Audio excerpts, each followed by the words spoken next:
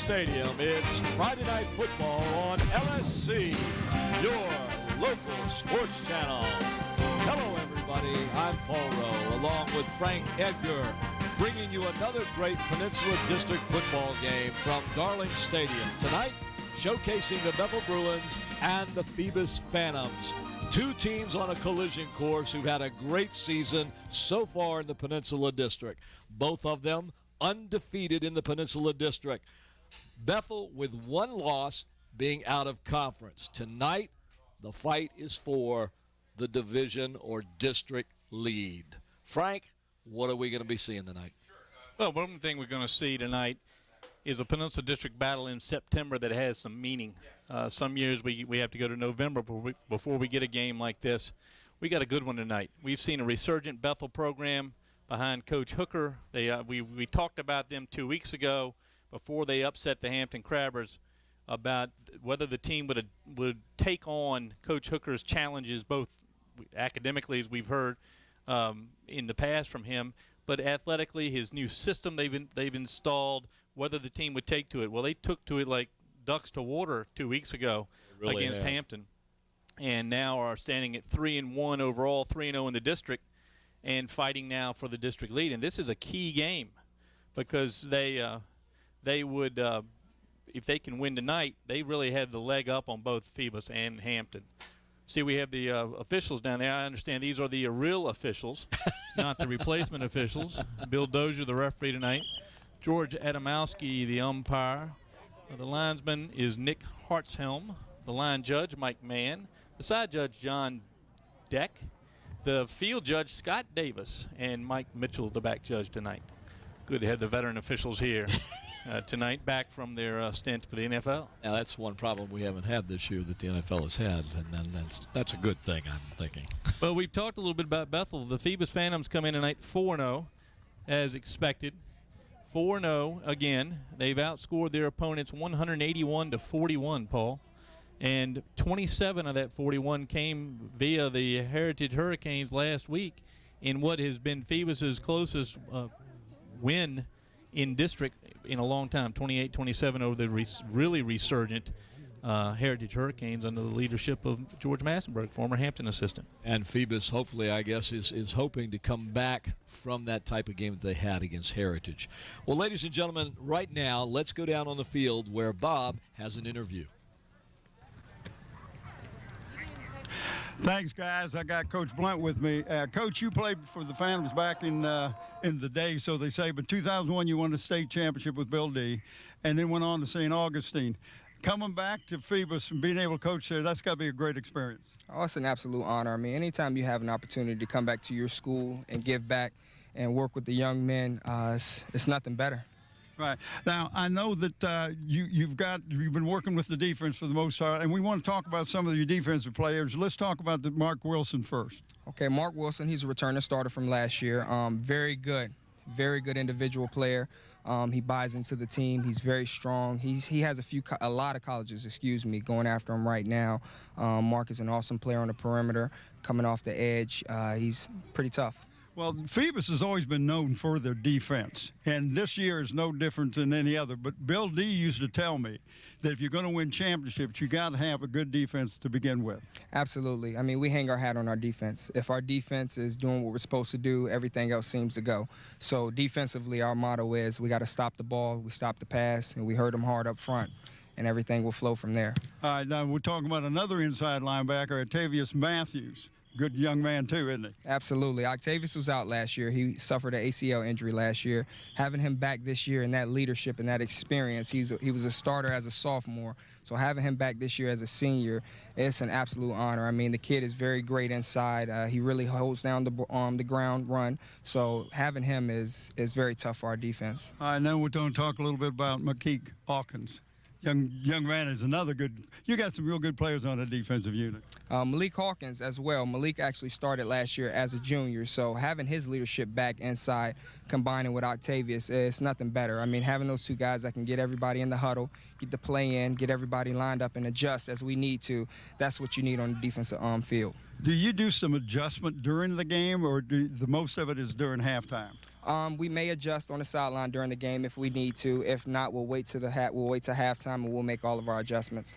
All right, now you're going against a team that surprised Hampton last time out, and they want to control the ball. Of course, you want to control the ball, so I think, your defense is going to have a lot to do with it. What do you expect from the Bruins tonight?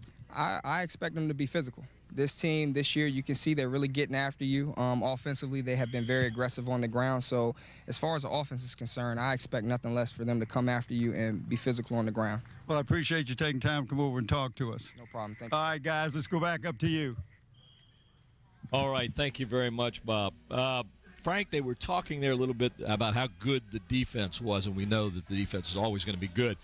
But it's that Phoebus offense that puts the points on the board, and they've got a really good offense. Well, they do, and the coach mentioned Mark Wilson, who's been at offensive tackle. He leads what I consider to be a veteran line. Harry Lewis and Mark Wilson were on the right side last year for the state title game. Walt Brantley got in some last year. He's now the starter at left guard. He's a huge man and can push a lot of people around. So they are very strong up front again, and they're protecting a ninth-grade quarterback in Terrell Tolliver, who we've been very impressed with.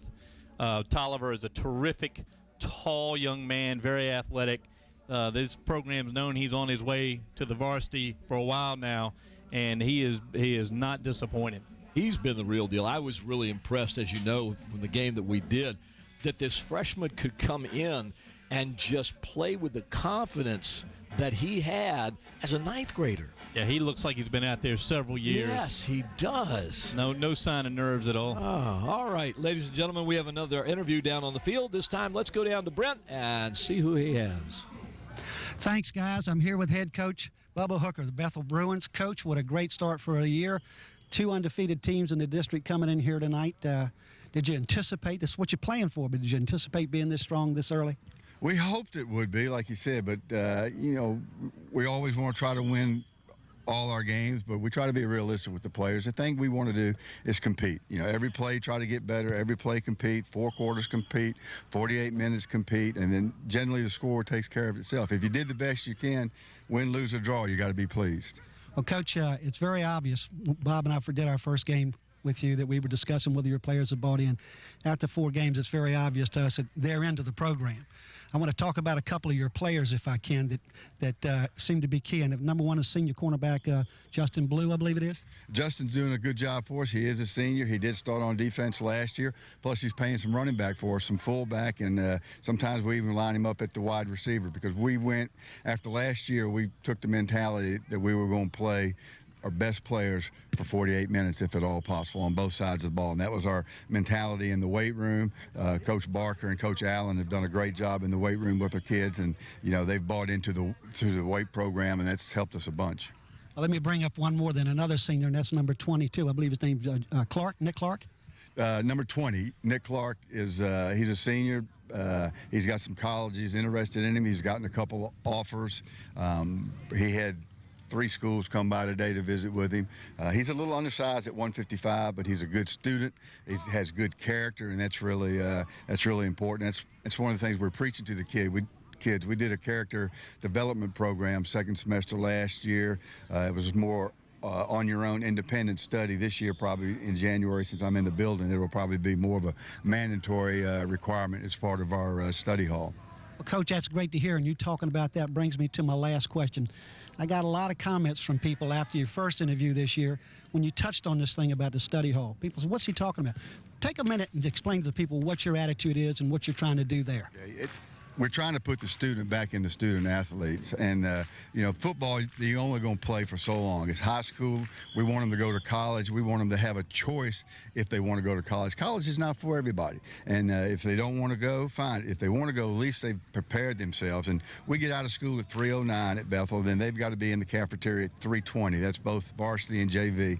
So we have close to 100 students in there. And then we have teachers that come in there to help study. Our assistant coach, Mike Lawson is the academic coordinator. Bernie West is our defensive coordinator. Ron Johnson is our offensive coordinator, and then Mike Lawson is our academic coordinator, and he's more important than the other two. Now, fans don't see it, they on the games and everything, but hopefully the parents understand that we're trying to do what's best for the kids. This week was an unusual week. We had pictures on Wednesday. We could have cut study hall out and practiced before pictures, but no, we did study hall, then we did pictures. We actually did not practice. We had a mental practice as far as film was concerned, but, we've got to make sure that they understand that study hall is important. The trainer, they want to do treatment, not doing study hall. They do treatment. The kids miss practice for treatment as opposed to missing study hall, because study hall is important. Coach Breon, our basketball coach and dean of boys, I always get excited when we've gone all week, knock on wood, when he's put out those male discipline reports and lists all those students. There's no football players on there, and he told me actually there's no athletes on there. So we hope that maybe the character that we're trying to develop on the football team may be bleeding over into some of the other sports. And I know Coach Breon is a strict disciplinarian. Coach, I couldn't have heard it any better, and it's just great to hear the word school put back into the football field. We're trying to. I mean, it's got to be tough love sometime. I'm old enough to understand that, hey, I don't care whether you like me or not. Maybe 10 years from now you look back and say, hey, that old guy actually loved me enough to make me study. Coach, I can't thank you enough for coming in and take the time to do it, because I did get a lot of questions. Thanks so much. Good luck on tonight's game, and we really appreciate it. Okay, guys, back up to you. All right, thank you, Brent. And Frank, if you'll remind me later on, I really, really want to get into discussion later on about that study hall and putting the student back into the student athlete. Right now, though, piggybacking on what you said earlier, offensively, we're looking at two different quarterbacks. You have a young freshman for Phoebus. You have a senior for Bethel, Trey Jackson, who really impressed me in the Hampton game as being cool, calm, and collected in a situation where it looked like Hampton could come back.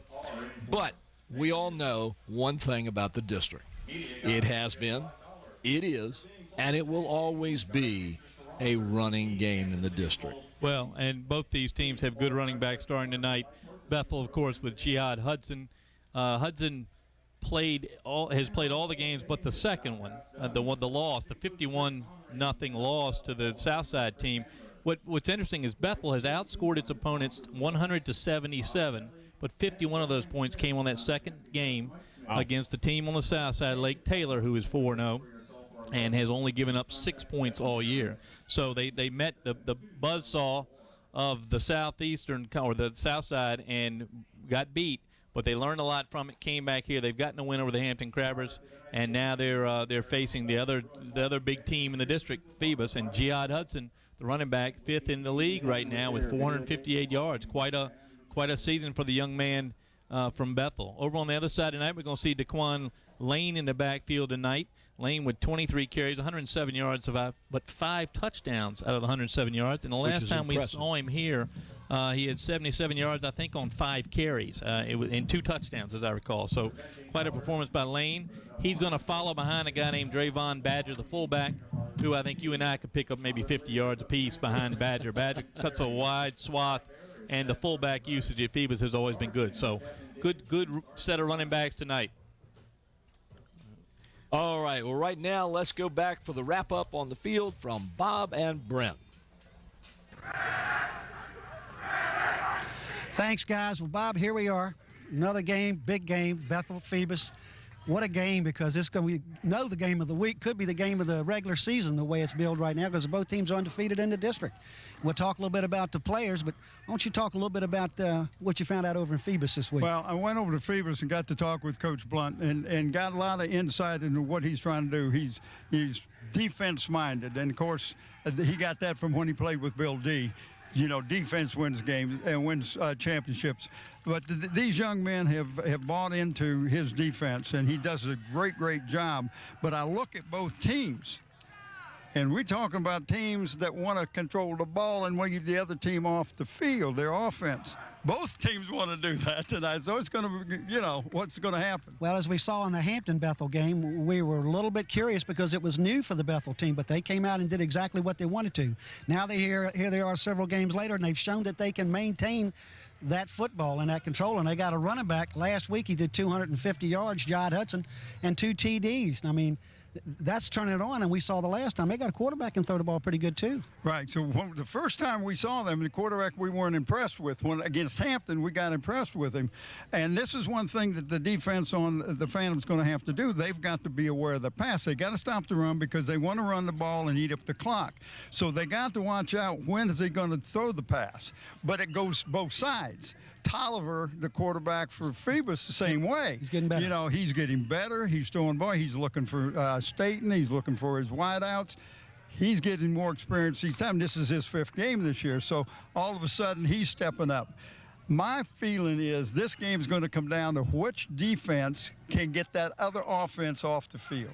Well, when you go doing the lines, as you and I always do, sit down and compare the lines, there's not 20 pounds difference between the offense and defense either way. If you take the 4 linemen on defense and the 5 linemen on offense, 20 pounds difference. Both ways, 19 one way, 20 the other. Right. And as you always talk about the trenches, let's end it up there and you send it back. Well, right now, if it's not the defense, it could be the kicking game. They've got an experienced kicker over at Phoebus, Crimp, who's done a great job, has won some ball games for them. So if it comes down to that, you know, you might have to give the edge to the Phantoms. Right now, I'd flip a coin. I don't know which way it's going to go, and we don't know which way it's going. But right now, we want you to stay tuned for tonight's not only starting lineups, but we have our sponsors right now. Today's game is sponsored by the Grey Goose Restaurant, located on West Queensway in Hampton. Enjoy a wide selection of breakfast and lunch dishes, sure to please your appetite. Follow the Grey Goose Restaurant on Facebook, the restaurant that is also a bakery. Smith Brothers Funeral Home of Hampton is located in Phoebus, has been serving the community since 1862. Smith Brothers are here to serve your needs. The funeral director is Andrew T. Smith, Jr. Rico's Pizza, located at 55 West Mercury Boulevard in the Langley Square Shopping Center. Rico's Pizza is sure to hit the spot after the game. Call 723-6850 today to place your order. Tidewater Team Sports, located at 11839B Cannon Boulevard in Oyster Point, Newport News. Tidewater Team Sports is your one-stop sports headquarters for screen printing, embroidery, uniforms, and apparel. Call 594-0411 and talk to David Chubb or Terry McNamara. Today's game is sponsored in part by the attorneys at Kaufman & Knowles, with offices in Hampton on Cunningham Drive across from Peninsula Town Center and in Newport News at City Center. Kaufman & Knowles. We can and we will. Beach Hardware, located at 1951 East Pembroke Avenue in the Buckrow Shopping Center. Beach Hardware is your friendly local hardware store with everything you need to maintain your home inside and out. Eric Thompson Realtor. Contact Eric to buy or sell a home or property. Give Eric a call at 685-3172 or email him at eric@findhrhomes.com.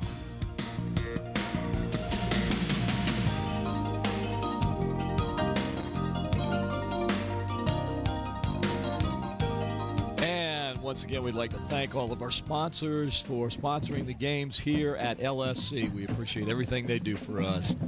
It is Friday, September the 28th, 2012. We're at Darling Stadium. I'm Paul Rowe, along with Frank Edgar. We have Bob Hintz on the field, and to my left, Brett Musgrove doing the stats for us tonight. A nice night, but I've been told by the truck that within the next 40 minutes or so, maybe a little bit of that rain coming down, but we'll have to see what it goes. It shapes up to be a good game. You've heard Frank talk about the two teams. Anything you want to add about these teams? Well, we're very familiar with the Phoebus Phantoms, and just by watching them in the playoffs each year. They won 4 state titles in a row, so they have a lot of pieces that we are familiar with that are still there. Kevin Lyles is one, the nose guard, whose brother went off to college this year, Boombox Lyles. Kevin's an awesome nose tackle, takes up a lot of space, causes a lot of trouble. So there's a guy we want to watch. On the Bethel side, I like Corey Sweetenberg at the corner. I think he's a terrific cornerback. He plays basketball. We've seen him. He's a very good basketball player, but very athletic. And Justin Blue at the other corner, going to give the Phantom passing game some difficulty. But Bob, I think it was Bob that mentioned Nick Clark, and he's listed at 146 pounds, a safety for Bethel. But he's like a 146-pound center block that you throw at him. You throw at somebody because he comes in as hard as anybody. We saw him stick some of the Hampton Crabbers the other night in the upset that very much impressed me, and I can see now why colleges are looking at him. If he's got the academics that the coach was talking about, Clark would be a nice piece. And when we saw him, the name that kept reoccurring in my head, Pat Fisher of the Washington Redskins. Small, but very powerful, very athletic, and when he hit you, you knew it. And this kid the same way. So some names we're not quite as familiar with on the Bethel side, but very good players. We're going to see a lot of Ricky Wilson tonight on the lines. Wilson, whose brother Rio Wilson went on to Rio Walker went on to Virginia to play. Ricky is a solid lineman, and when Hudson gets in behind him, he's hard, one, to see because Hudson's much smaller than Walker. But two, Walker blows out the defender and gives Hudson 4 or 5 yard cushion there just to get started. So some names that we're not quite as familiar with on Bethel that we are on Phoebus, but we're going to see a good ball game tonight. I think we're going to see a really great ball game. We've got a beautiful field once again. I can't say enough about Darling Stadium and the field condition that we have week after week after week.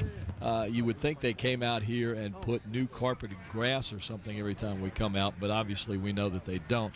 But the field crew here does a tremendous job in getting it ready and keeping it in top shape. That's yours, right? That's your last. So, Bethel and Phoebus, two teams undefeated in the district, looking to take over the lead. Who's it going to be tonight? Well, we don't know. That's why we're here. We're glad you're watching.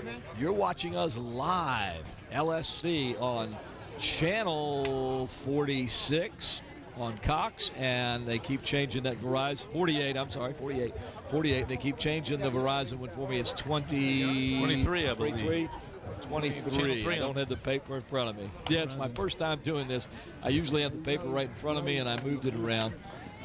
So it is 23. I think at one time it used to be 22. Well, the weather right now looks like it's going to hold for a while at least. It's nice clear sky over us now. We got clouds around on the north and the west, but clear sky overhead. Looks like we're going to get at least a nice first half in here. It's another beautiful night to play football. A little warmer than it's been this past week, but we've been spoiled. We've been spoiled this past week. Yes, we have. It's hot. Frank and I have been up here just sweating, and Brent, I think, was ready to pass out a few minutes ago. But out on the field, it's a beautiful night, and there you see the Bethel Bruins, and you can't quite see the Phoebus Phantoms, but there are the Bruins right there. A couple of the players, Javon King, number 6, for the Bruins. They're ready to come out, ready for this game to start, and they should be. They're excited. Like the guy said earlier in the interview, these guys have finally bought into winning. And that's the key, Frank. They've bought into winning again. They have, and I am sure that Coach Hooker has told them that by winning this game tonight, they take control of this district. They will have faced both the Crabbers and the Phantoms, and if they can get wins over both teams, then they can really take control of their destiny in the Peninsula District for the first time in a while. The last 14 games between these two squads have been won by the Phantoms. Since 1999, Bethel hadn't gotten a win. So I know, especially the seniors on this Bethel team, think tonight's their night. They're playing well this season. They saw what Heritage was able to do to the Phantoms last week. And so I have a feeling a lot of that tape was watched. That game was watched closely by the Bethel teams, Bethel coaches. So I know that they're gonna try to do what Heritage almost did last week, which is upset the Phantoms. And that's what I'm curious to see, Frank. That Heritage game could have a huge impact on tonight's game with Phoebus.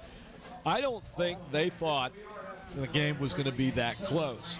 And I think it may have scared them a little bit. And tonight, they want to come back.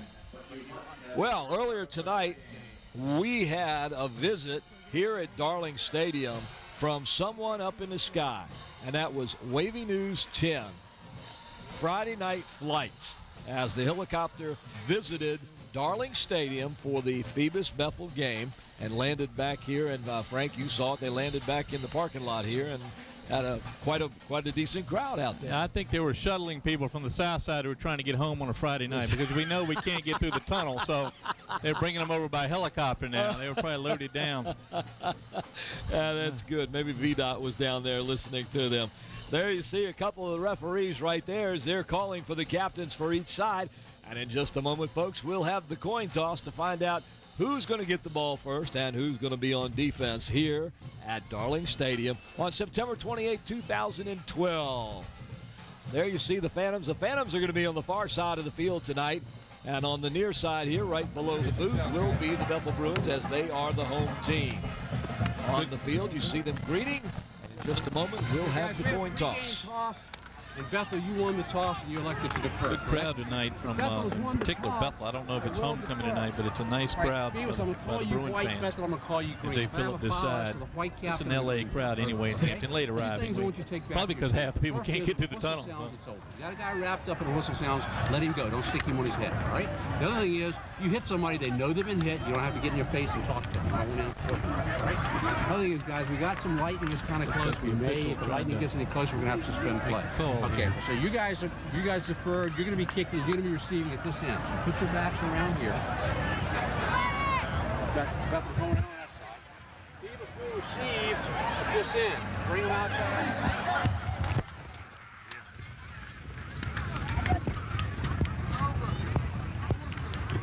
All right, so we've had the coin toss, and I'm sorry my eyesight got distracted there for a minute. So much for the good weather report. Yeah, so. Bethel won the coin toss. I think they deferred, and Phoebus will be receiving. Is that correct? I think that's right. Yeah, I'm seeing the. Yeah, I'm sorry. I was distracted, and I don't want to say why, but I was distracted by something over there that I think you saw as well as I did. Yeah. The weather forecast. That's why I'm not a weather forecaster. So we're. All right, here we go. Let's start with the offense for the Phoebus Phantoms. And for the Phantoms up front, the aforementioned Harry Lewis at left tackle, Jamal Earls at left guard, the center, Tariq Bailey, the right guard, Walt Brantley, and Mark Wilson in his normal right tackle spot. At tight end, Richie Staten, the transfer from Kecoughtan this season, having a great senior year with the Phantoms. Troy Durham at split end, and the wide receiver is Quatez Ruffin. At quarterback, Terrell Tolliver, the ninth grader, Drayvon Badger, the big fullback, and Daquan Lane gets the start tonight at the tailback position.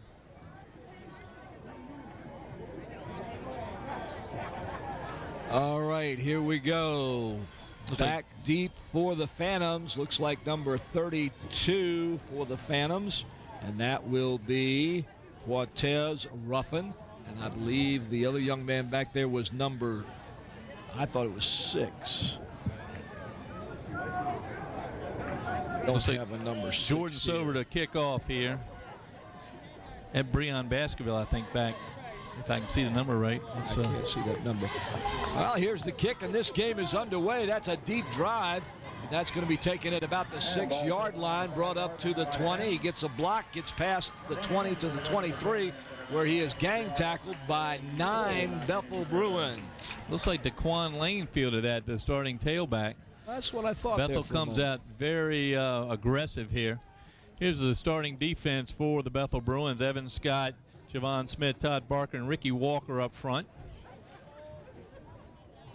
At the linebacker spot, Javon King, Casey Pretlow, Brian Moore, and Stephen Paris.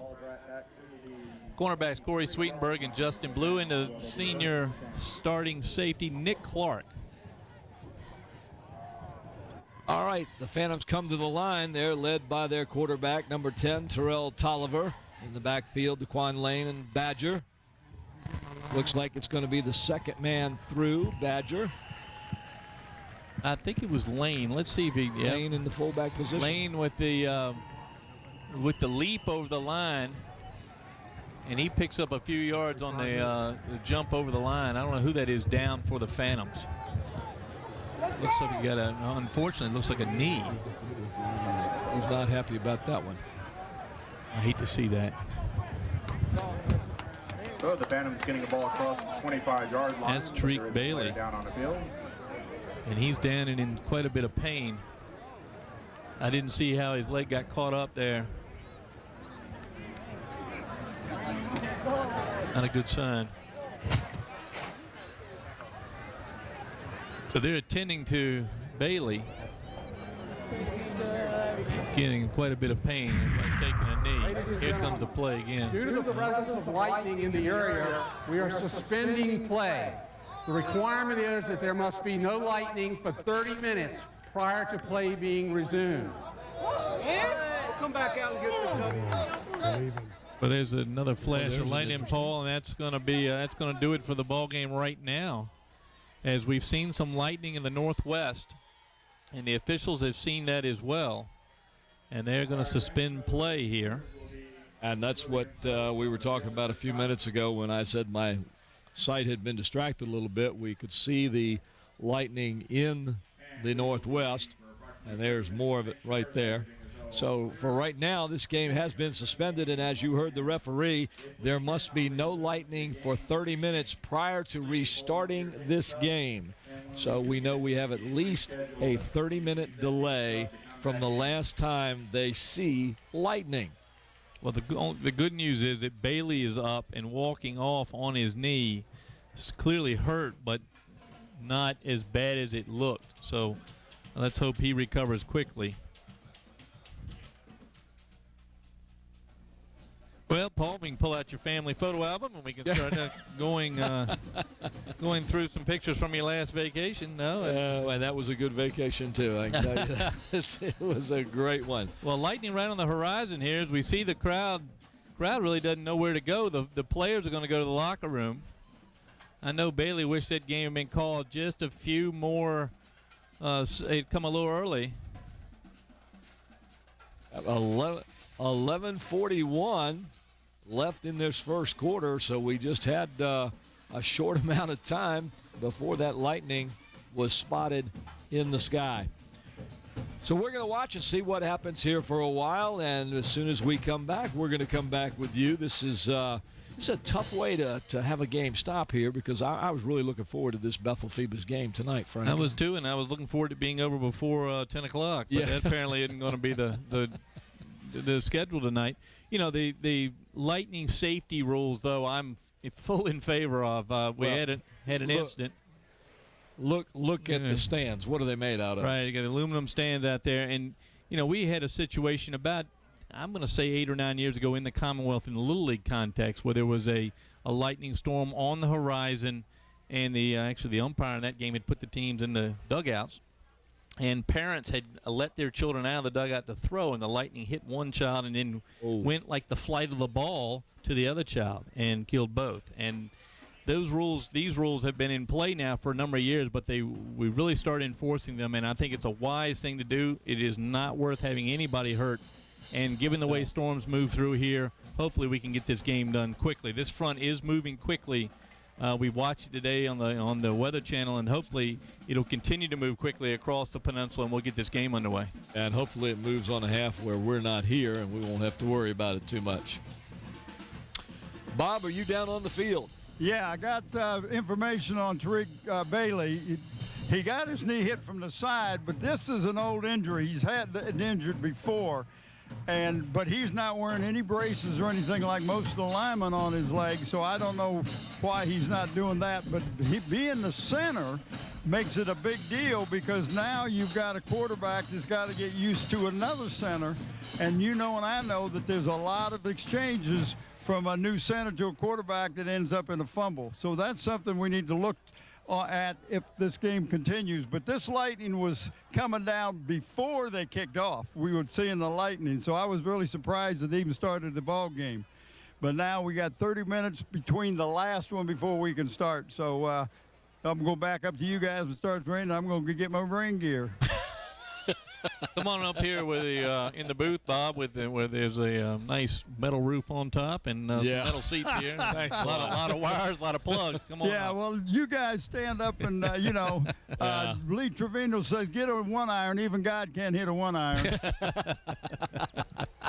You know, Paul, what's sad about this is that it is hard to get up again when you're the team. You come out, you're sweaty from your warm-ups, you run out, you run through the little paper sign, you run through the cheerleaders, the band plays, you're ready to go. There's a kickoff, there's one play, and then you have to go back to the locker room, sit down, cool out, and try to start again, and that's tough. It is, and I've been living baseball all my life, and it's very similar to a pitcher. You take a pitcher out of the game who's warmed up, he's ready, he started the game, the rain comes, they call it for 30 minutes or an hour, and there's no way that pitcher's going to be able to get back out there and perform at the same level he would have been if he'd stayed there. So, right. Well, and as you can see on the screen there, ladies and gentlemen, that lightning keeps going back and forth, and as long as they see that, we're going to be just kind of hung out to dry for a while there. Yeah, that's going to have to go past us. It looks like he's going to scoot across the north side of Hampton and out towards the bay. We hope it stays up that way, but we'll see. Yeah, well, I'm hoping we don't see. I hope we see nothing for a long, long time so we can get this game going again. The problem, of course, lies in how long will they be able to go before they can restart this game and still get it in tonight without a problem.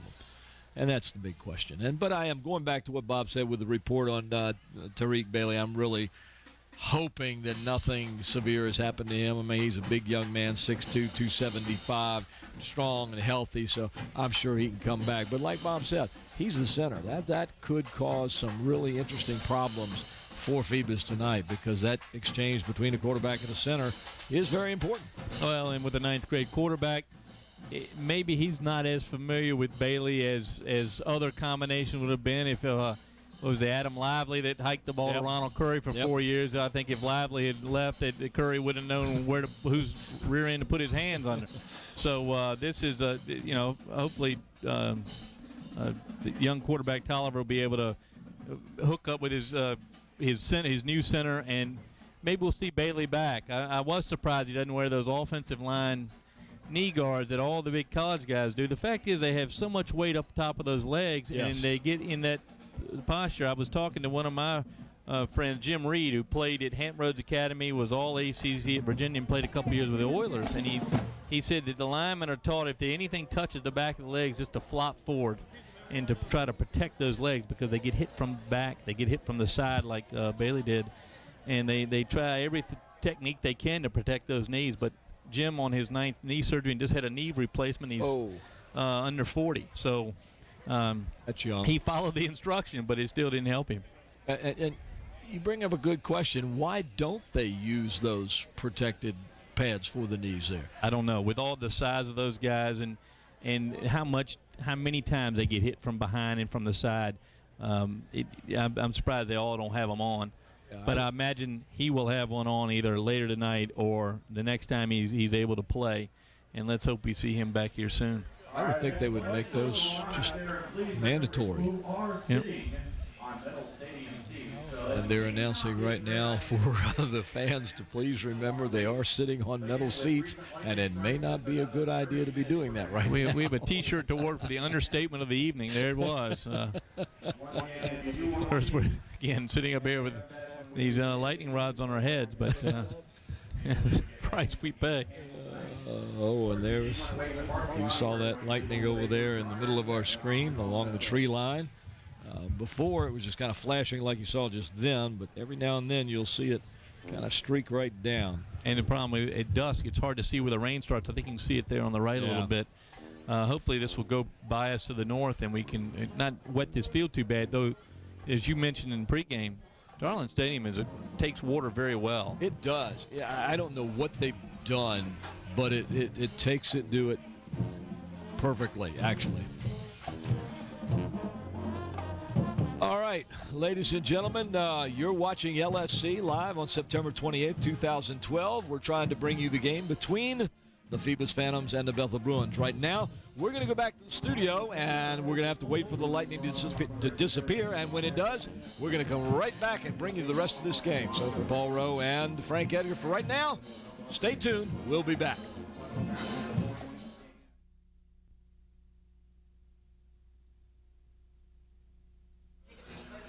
Well, welcome back, everybody, to the Bethel-Phoebus football game. Here we are at Darling Stadium today. It is Saturday, September the 29th. If you'll remember, last night this game started but there was a problem with lightning, and the game was postponed due to lightning that you can see right here flashing across the sky. And it was postponed until 2 o'clock today, Saturday, September the 29th. So we are going to resume the game today right from where it ended last night. And that ending, of course, was after the very first play of the game. There's 11 minutes, 41 seconds left in the game. It's second down. We had one run. The running back for the Phoebus Phantoms, Lane, 3-yard run. It's now 2nd and 7. But on that particular play, there was a slight injury, and you can see it right here. And Bob Hintz has some information on the player that was injured during that play. Bob? Yeah, thanks, guys. That's Drake Bailey, who hit. He was really more scared than anything. He has an old injury on that knee. Got hit from the side, and he was very concerned. They took him out, and I asked Roby, the head official, I said, "You going to make him sit out a play?" And he says, "No, we'll just assumed that it was a long halftime between that play and today." In fact, his crew is three new different players out there. 3 of the guys that was on that started last night have previous engagements. They're not here, but the base of the crew is here. Adamowski behind the line, and so when you see him, you know everything's okay.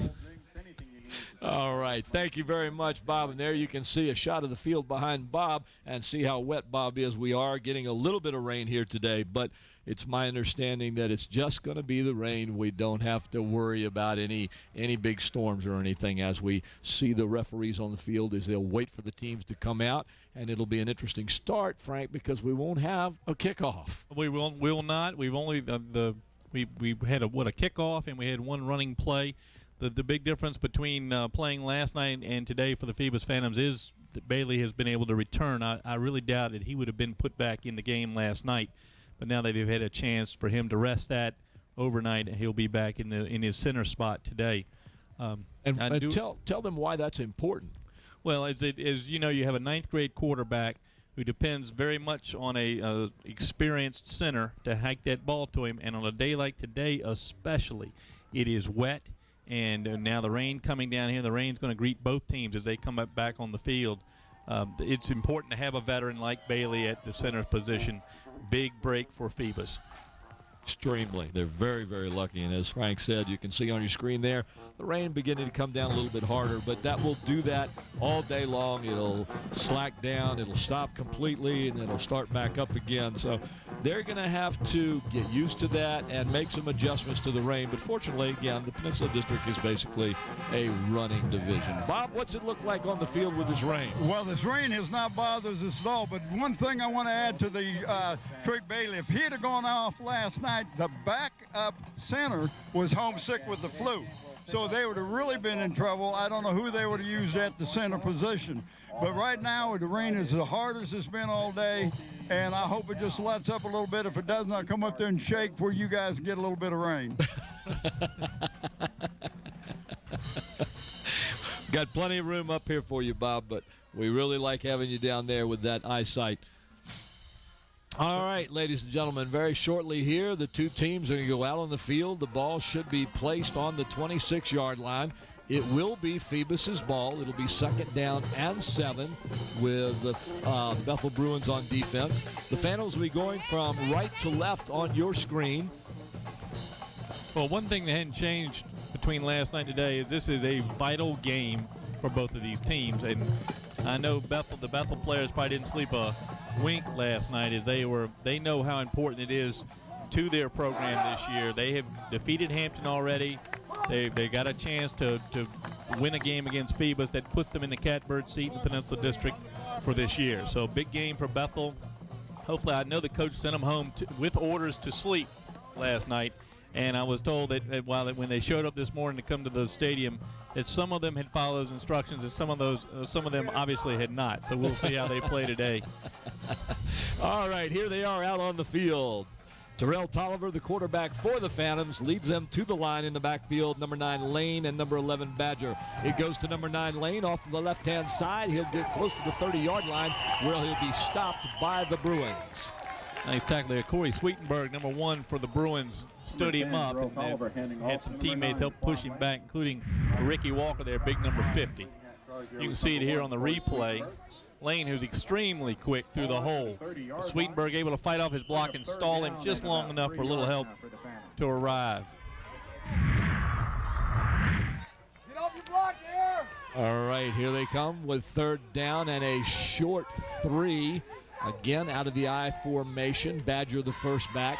The ball will go once again to Lane, number 9. He has a big hole on the right side. He gets through that, busts one tackle, gets it across the 40-yard line for a first down for the Phantoms. Nice scoot through the hole by Lane. Going to stop there on That's the first time I've seen Nick Clark miss a tackle. The safety for Bethel, he misses the tackle. Fortunately, Javon King able to catch up with Lane. You see right here, the hit didn't stick, and King comes back from his linebacker position and is able to bring down Lane. First down for the Phantoms. Lane, a real strong running back, lines up as the second back in an I formation. The ball goes to him up the middle. This time he's hit quickly again, but he struggles and fights through for another 4 yards near the 50.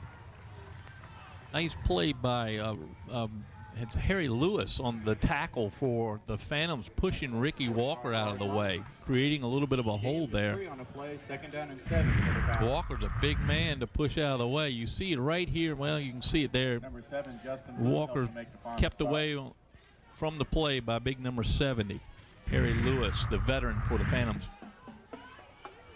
2nd down and 7 for the Phantoms out of the I formation. Once again, it's the workhorse. Lane looks like he might have lost the ball. We'll have to see, and the referees are indicating it was a fumble. Bethel recovers at the 49 of Bethel, where they will take over 1st and 10. Looks like Justin Blue came up with it, number 7 for the Bruins. Let's see if we can see from the replay. He lost it going through the hole. Never really had it.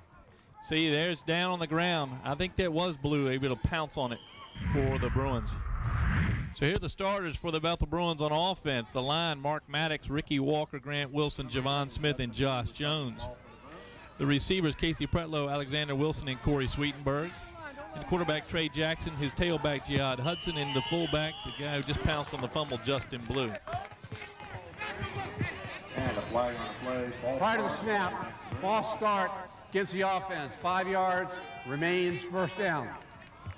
So the first play for the Bethel Bruins goes backwards, and it'll be 1st and 15 now for the Bethel Bruins as they come to the line.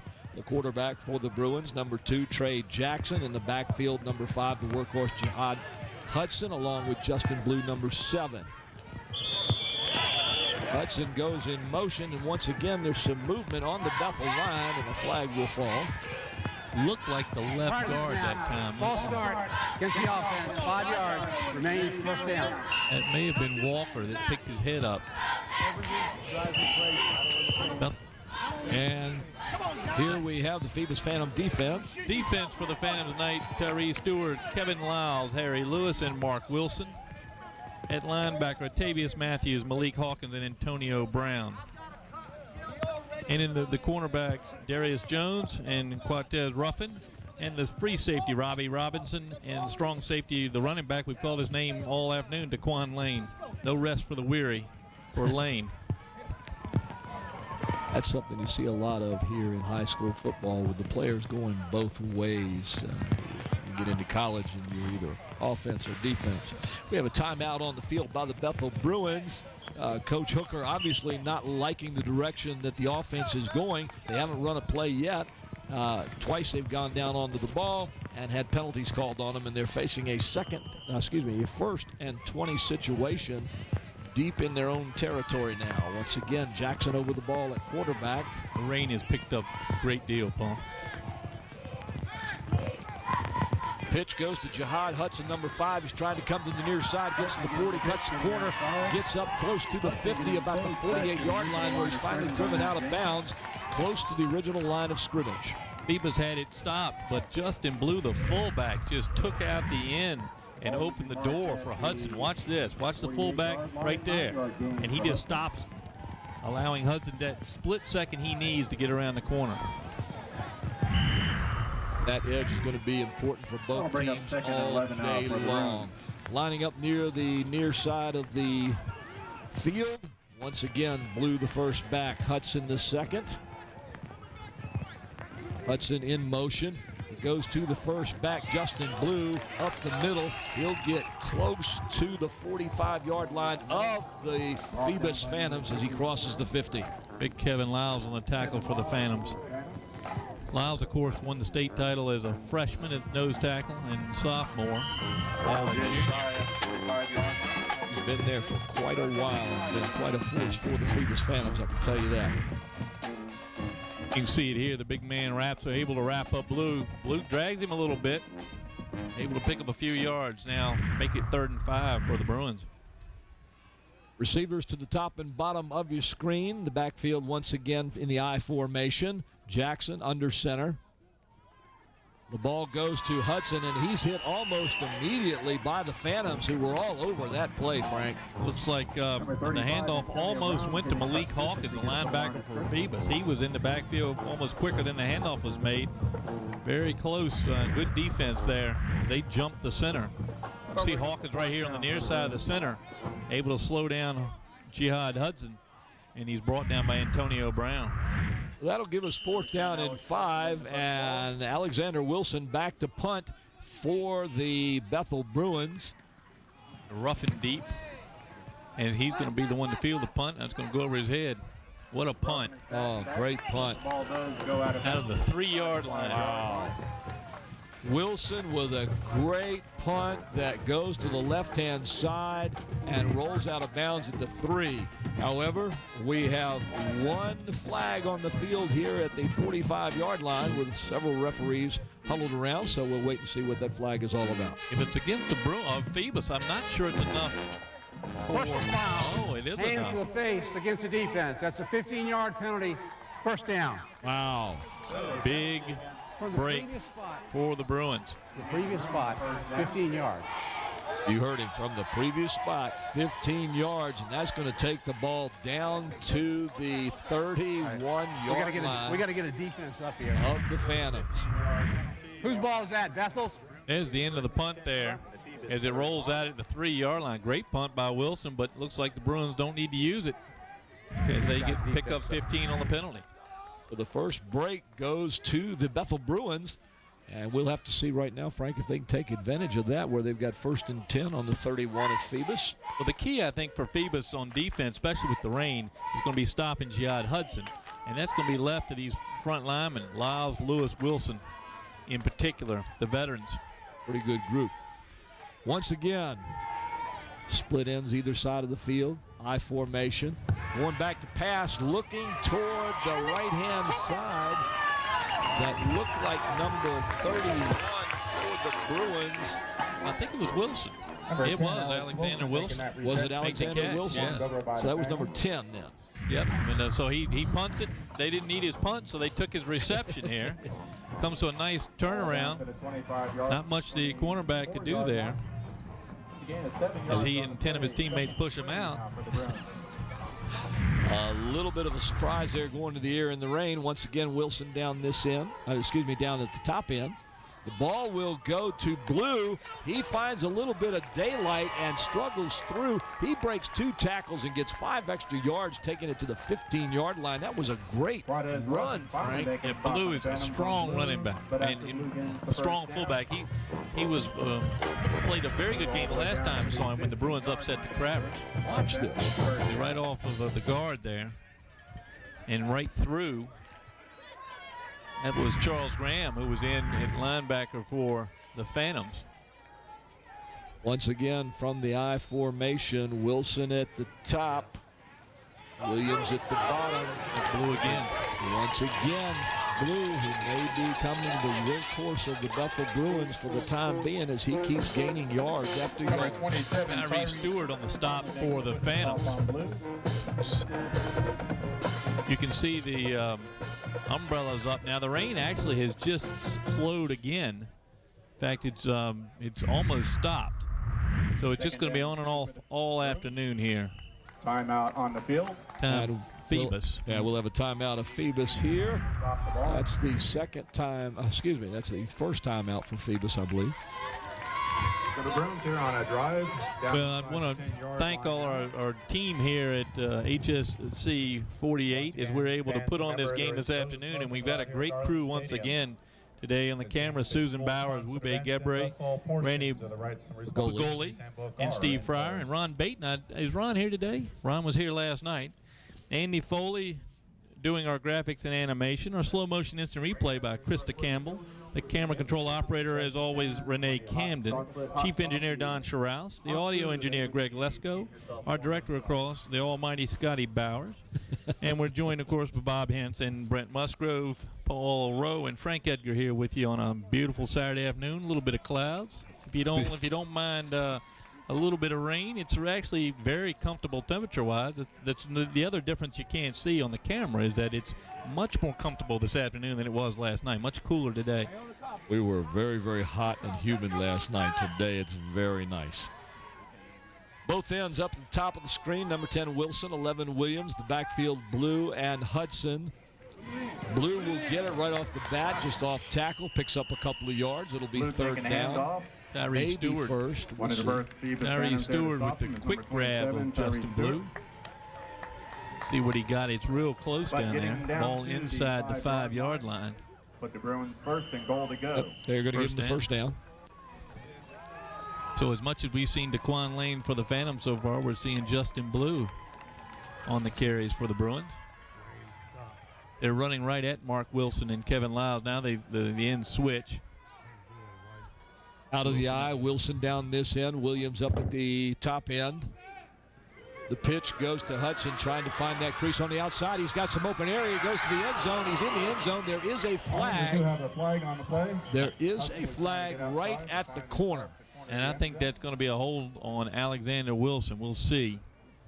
Well, there's been no indication of a touchdown, and he was definitely in the end zone. So, yep, there's the indication that it is against the Bruins. Wilson had a long time to hold his block, and he may have just held it too long because he had him for a while. See Hudson bobble the ball, come around the corner.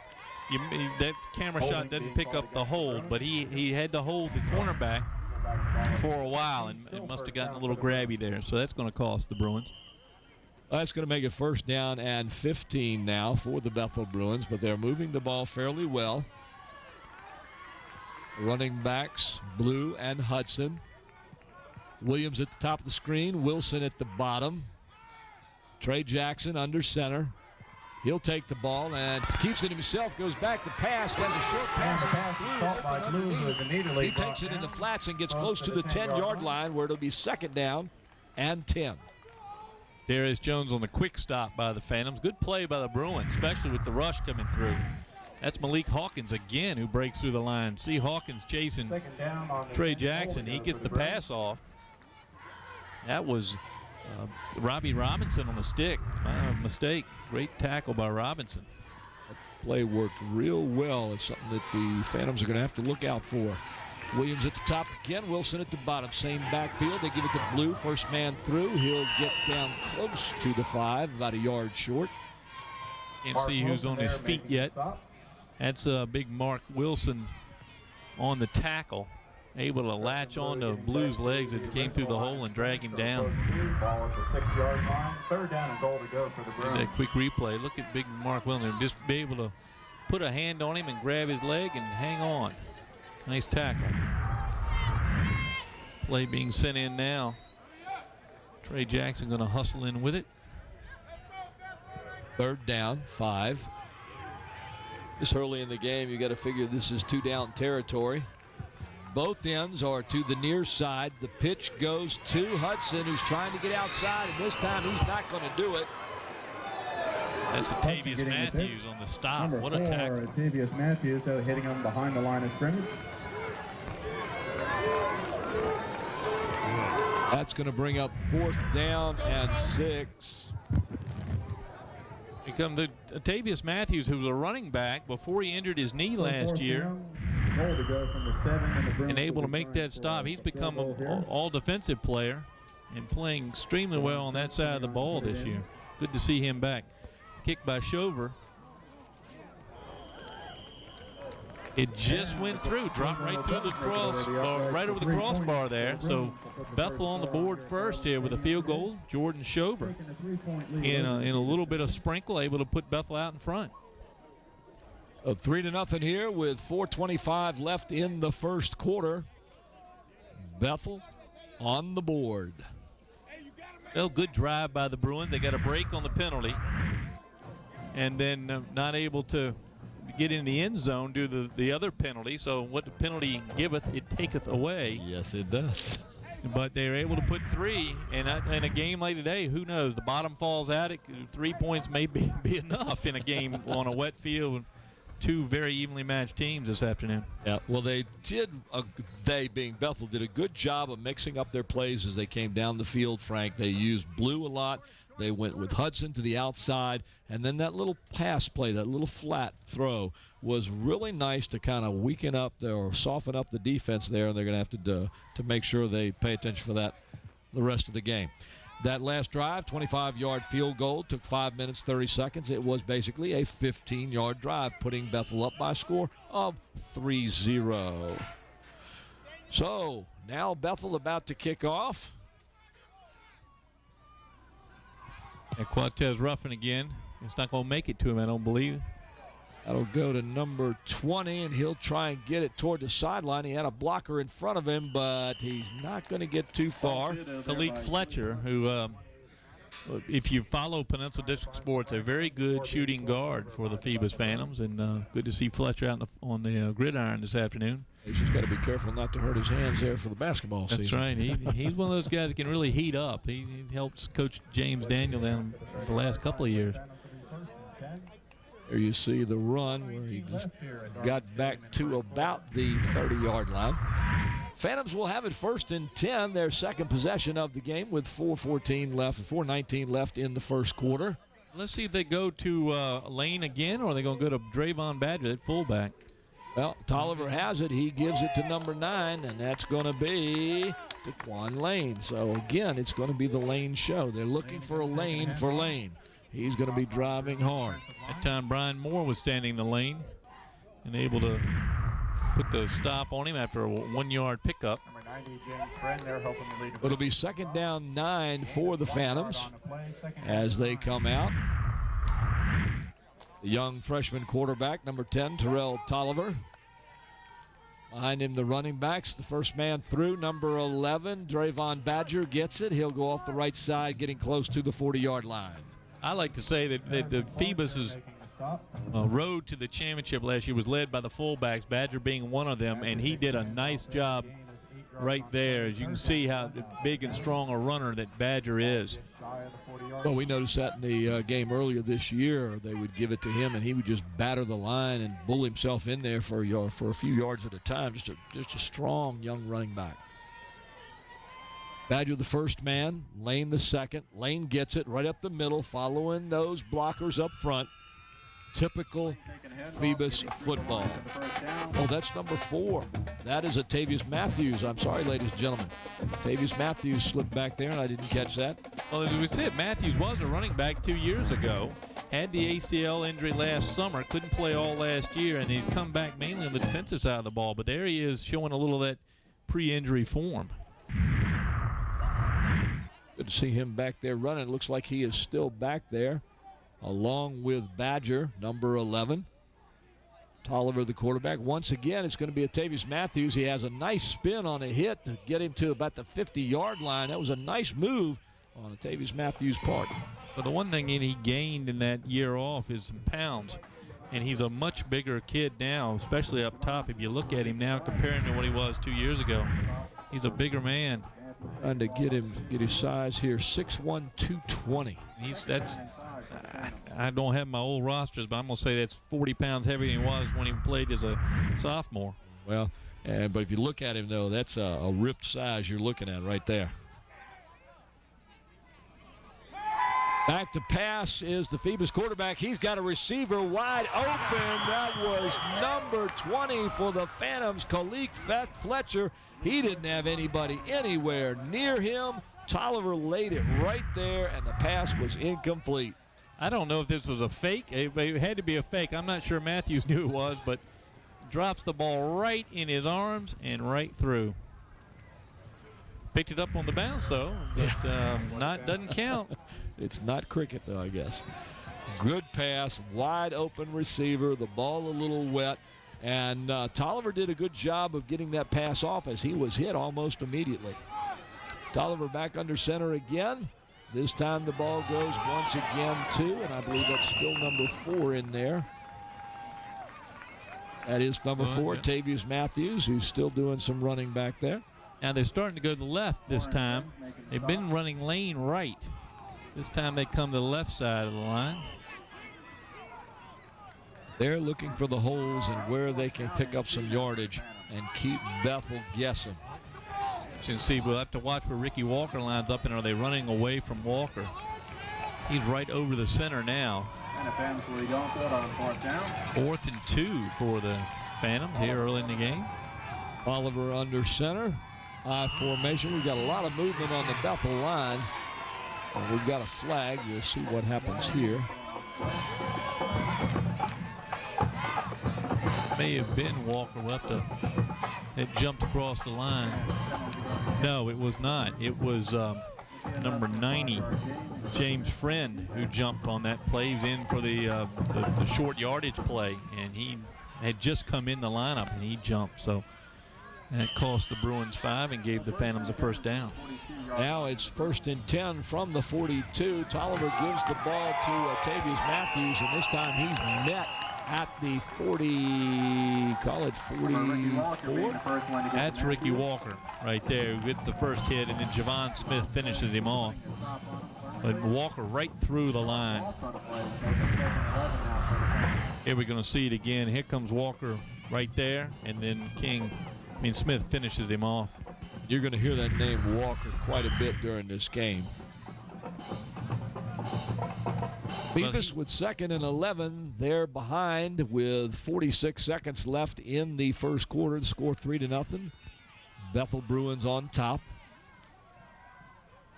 Tolliver, Badger, and Matthews in the backfield. It goes to Matthews. He starts to the middle and then bumps outside, and he's got nowhere to run. He tries to get close to the first down marker. We'll have to see where they mark it. I think it's going to be a little short. Well, you can see a little bit of his speed, his pre-injury speed on this play as he goes outside. He cuts it out, trying to get away. Not able to do it. Nice tackle out there by Brian Moore for the Bruins to catch the speedy Matthews. Good pursuit of the Bethel Bruins line that time. You know what we haven't heard a lot as the quarter ends here. We haven't heard Nick Clark's name often. That means the Bruins are stopping the run with the linebackers in the line, and the safety's not having to stick his head in there as he's been doing the last couple of games. All right, end of the first quarter. Score 3-0 Bethel Bruins. Let's go down to Bob Hintz on the field. Hey, guys, the field's in great condition. We haven't had enough rain to mess it up.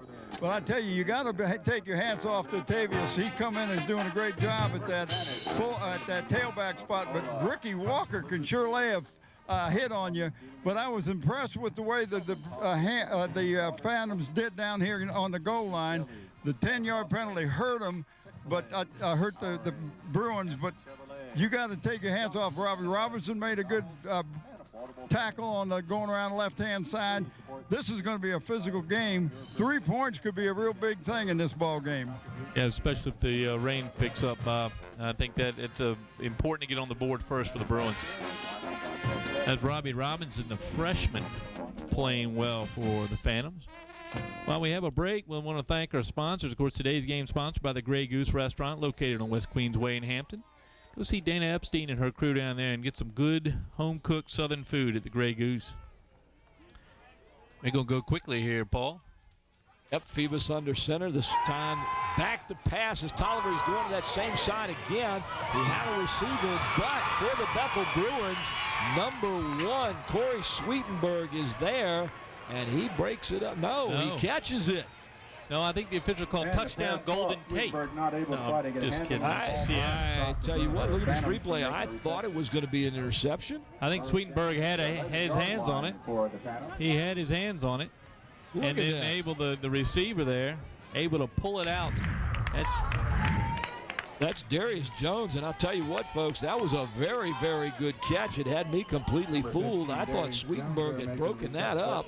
That ball was right on the money. Great toss by Tolliver as he leads the Phantoms up to the line now. First down, and the ball will go to the back, number 9. Then he's busting, getting closer and closer, and he can't quite get it in as he just pushed the tacklers with him. That was Daquan Lane showing his power once again. Well, he's able to scoot around. If you see one hand come up and grab the jersey, not able to stop him. Good blocking out there in front. That's big Walt Brantley right there. That opened up the line. That was, well, you see Walt Brantley, and he can bring it when he wants. You see the big right guard, number 78. And the Bruins are going to call timeout. Timeout Bethel. As they're trying to recover that pass, that sure shakes up this ball game. That sure did. I tell you what a great catch. And again, that was Darius Jones, number 15 for the Phantoms, that made that catch. That again, just completely fooled me. I thought Sweetenberg had broken that up. Yeah. All right, Bob, what do you have down there? Hey, guys, I was down here. It looked like one of those simultaneous catches where they both catch it at the same time, but the offensive man did end up with it. He got down on the field. But I tell you, that last run, he was stopped at the 5-yard line, but the Bethel Bruins tackling helped push him forward to the 2. So now we got the 2 yards for a touchdown for the Phantoms.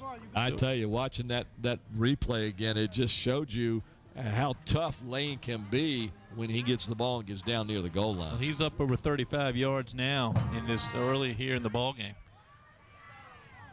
They got Kevin Lyles at the front fullback position here in the full house backfield. And once again, it goes to Lane. Lane jumps over the line, trying to get into the goal.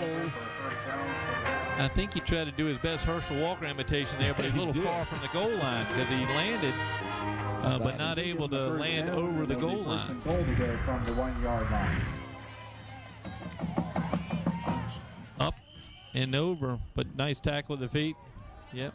Looks like he was. He was able to get the first down on that play. Yeah, Bob Hintz down on the field had a good view of it. He says, I think he was just trying to get the first down. As this time he gets it. It looks like a quarterback sneak. And he's got it. He went over. Touchdown, quarterback sneak. Tolliver is over with the quarterback sneak. That time, full house backfield. Kevin Lyles back there that uses a decoy and let Tolliver slip in front of him. Nice drive by the Phantoms. Big 32-yard completion by Tolliver really helps. As you can see from that replay, you can't see from that replay. That's right. A lot of green shirts in there, not able to stop the one white shirt trying to slip in. All right, Dylan Kremp in for the extra point.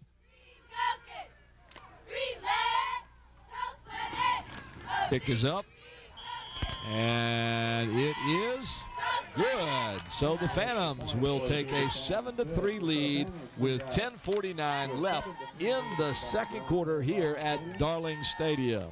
I give that credit on that extra point to Tolliver, who the holder, because that ball, a slick ball on a wet day, and he's able to put it down. Here's a good view as Tolliver rides on the back of Walt Brantley.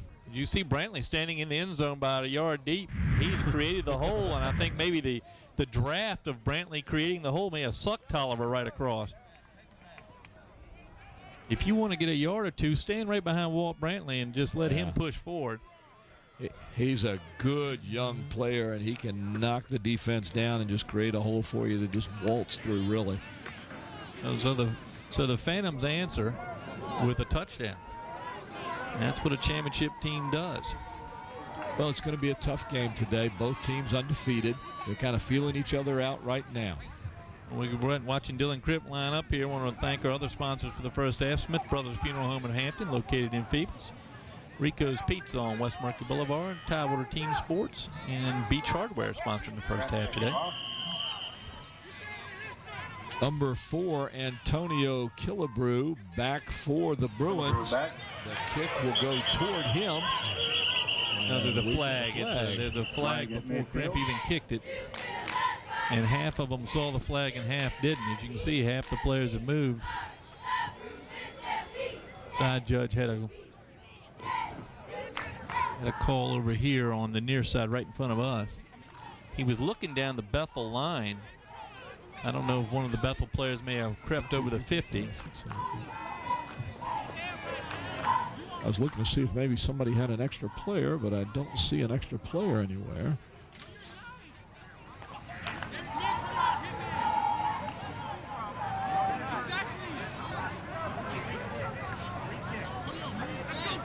I didn't hear that. I don't know whether you did or not. He pointed up here.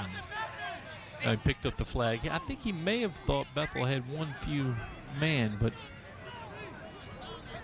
whatever the case, Crim's going to kick it again from the 40. You know what we call this? A do-over. That's right. We just call this a do-over. So we've got Killebrew and Blue back deep. Crimp will line it up again from the 40. Phoebus moving from left to right. Bethel moving from right to left. 10:49 left in the first half. Kick is off, and again it goes toward Killebrew's side. He'll pick it up on the bounce at about the 10. He comes toward the near side and then heads up the middle range to round real quickly at the 30-yard line. We called his number many times in the game against Hampton a couple weeks ago. He's really starting to show some prowess on the field, and that was a good run back with not much to do here, but gives the Bruins a nice starting spot on their own 26. It does. By Antonio Killebrew, and you're right.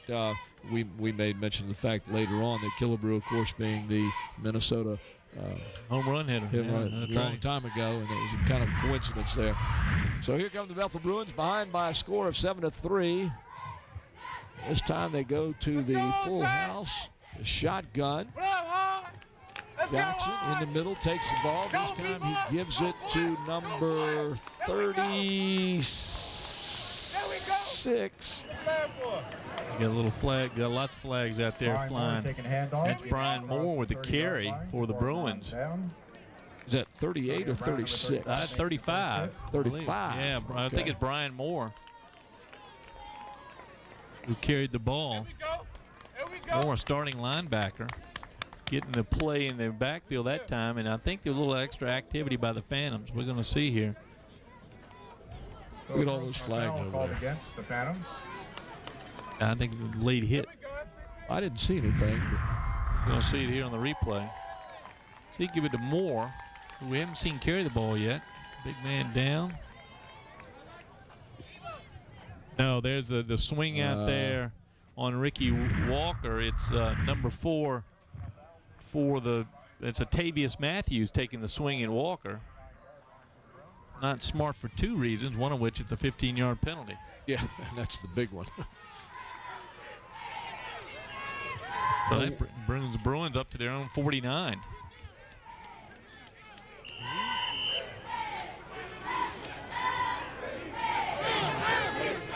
Yeah, number 35, Moore, and Badger in the backfield. It goes to Badger, who gets hit as soon as he touches the ball. Frank, that ball got there the same time the tackle. Yeah, that's Hudson. Yeah, that's Hudson. Yeah, behind trying a new fullback for Bethel.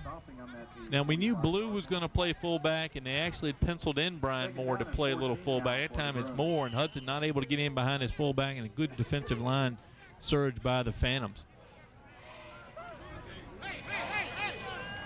So I think if you average out the plays, the Bruins have gone backwards a couple of times on some of this. Their offensive plays, they may have had many going backwards they've had going forward if you count the penalty. All right, from the shotgun, Jackson, Moore, and Hudson. Jackson with the ball, goes back to pass. He's going to run to the right side. Couldn't find anybody. Gets tripped up at the 50-yard line, so he gets about a yard past the line of scrimmage. Nice tackle by Antonio Brown. May have saved another 5 yards as he awaited a very quick Trey Jackson, able to bring him down. To see him here, Jackson looks. He's got time. Then he breaks out. Still had time to throw it by Kevin Lyles, but there's old Antonio Brown able to bring him down right across the 50. So now 3rd and a long 8. 3rd down for the Bruins. Once again, from the shotgun. Jackson with the ball, a quick pass to the right side. And he is hit as soon as he gets the ball. That was number 11 for the Bruins, Jesse Williams. Antonio Brown on the tackle again, I believe. What a play, a couple plays he's made there. He single-handedly stopped the Bethel drive. Third down and long. You would have thought that they would go with a little bit longer pass here, but I think Jackson, well, one thing we're noticing is Jackson has time to throw the ball, and I'm sure the Bethel coaching staff will pick up on that. They may be able to run some longer routes. Wilson with the punt. Back deep to Blue. He takes it on the run and heads to the far sideline. He's got a lot of area to go. Gets past the 50, and he brings it into Bethel territory at about the 45-yard line. Frank, he caught that ball on the run and was at full speed within 3 steps. That's big Richie Staten is who that is. The transfer from Kickotan for his senior season. Here he comes, and the big man down the sideline. That's like a train. I hate to get in front of that. Somebody did. But at number 7? That's Alexander Wilson got in front of it. Yeah, number 7, Richie Staten for the Phantoms. Got a penalty back here. Must have been a block in the back that opened up that play. So often when you see the long run backs, they come compliments of a block in the back. So a penalty on the Phantoms, it just erases Staten's great return.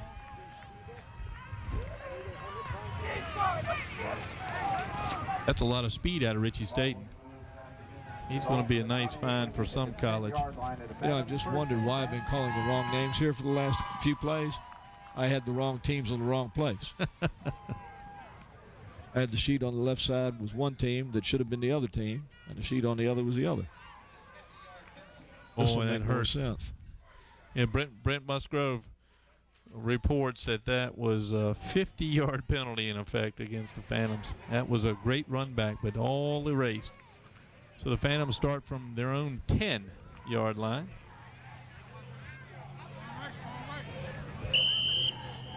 Another tackle by Alexander Wilson for the Bruins. He's had a great ball game so far.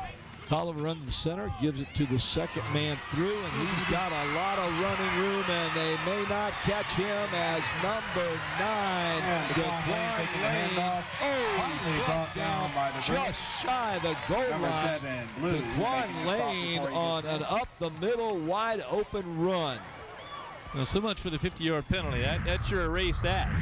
As DeQuan Lane through the hole, great block by the right guard, and here he comes. A great picture here. You see the 3 Bruins in stride right behind him, but it's Justin Blue just able. He goes for the fumble. That's a great play by Blue, and able to snag his ankle on the way to the ground.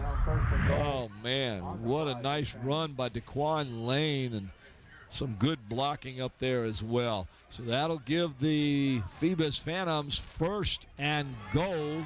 That hole was between Mark Wilson and Walt Brantley, and that's been the big spot for the Phantoms. Some movement there as Justin Blue gets it, and he'll pound into the end zone. And it was either the Bruins moved. They thought the Phantoms had moved. They stood up and pointed, and while they were standing up, Phoebus snapped the ball, and Lane went right on through for the touchdown. You can see them here. They stand up, they point. And meanwhile, in the game, Lane gets through the hole, and he's in for the TD. So the Phoebus Phantoms, who get a great run back on the punt, or the kickoff, get it erased by a penalty, and then from deep in their own territory, DeQuan Lane bursts through, goes the distance of the field, only to be brought down at about the 4-yard line, and then on the next play, takes it in for the score. That's a 90-yard drive in 2 plays. Dylan Kremp in to kick, and we have flags now. And flag on the play. Tolliver puts the ball down. Looks like it'll probably be a delay of game called against the Phantoms.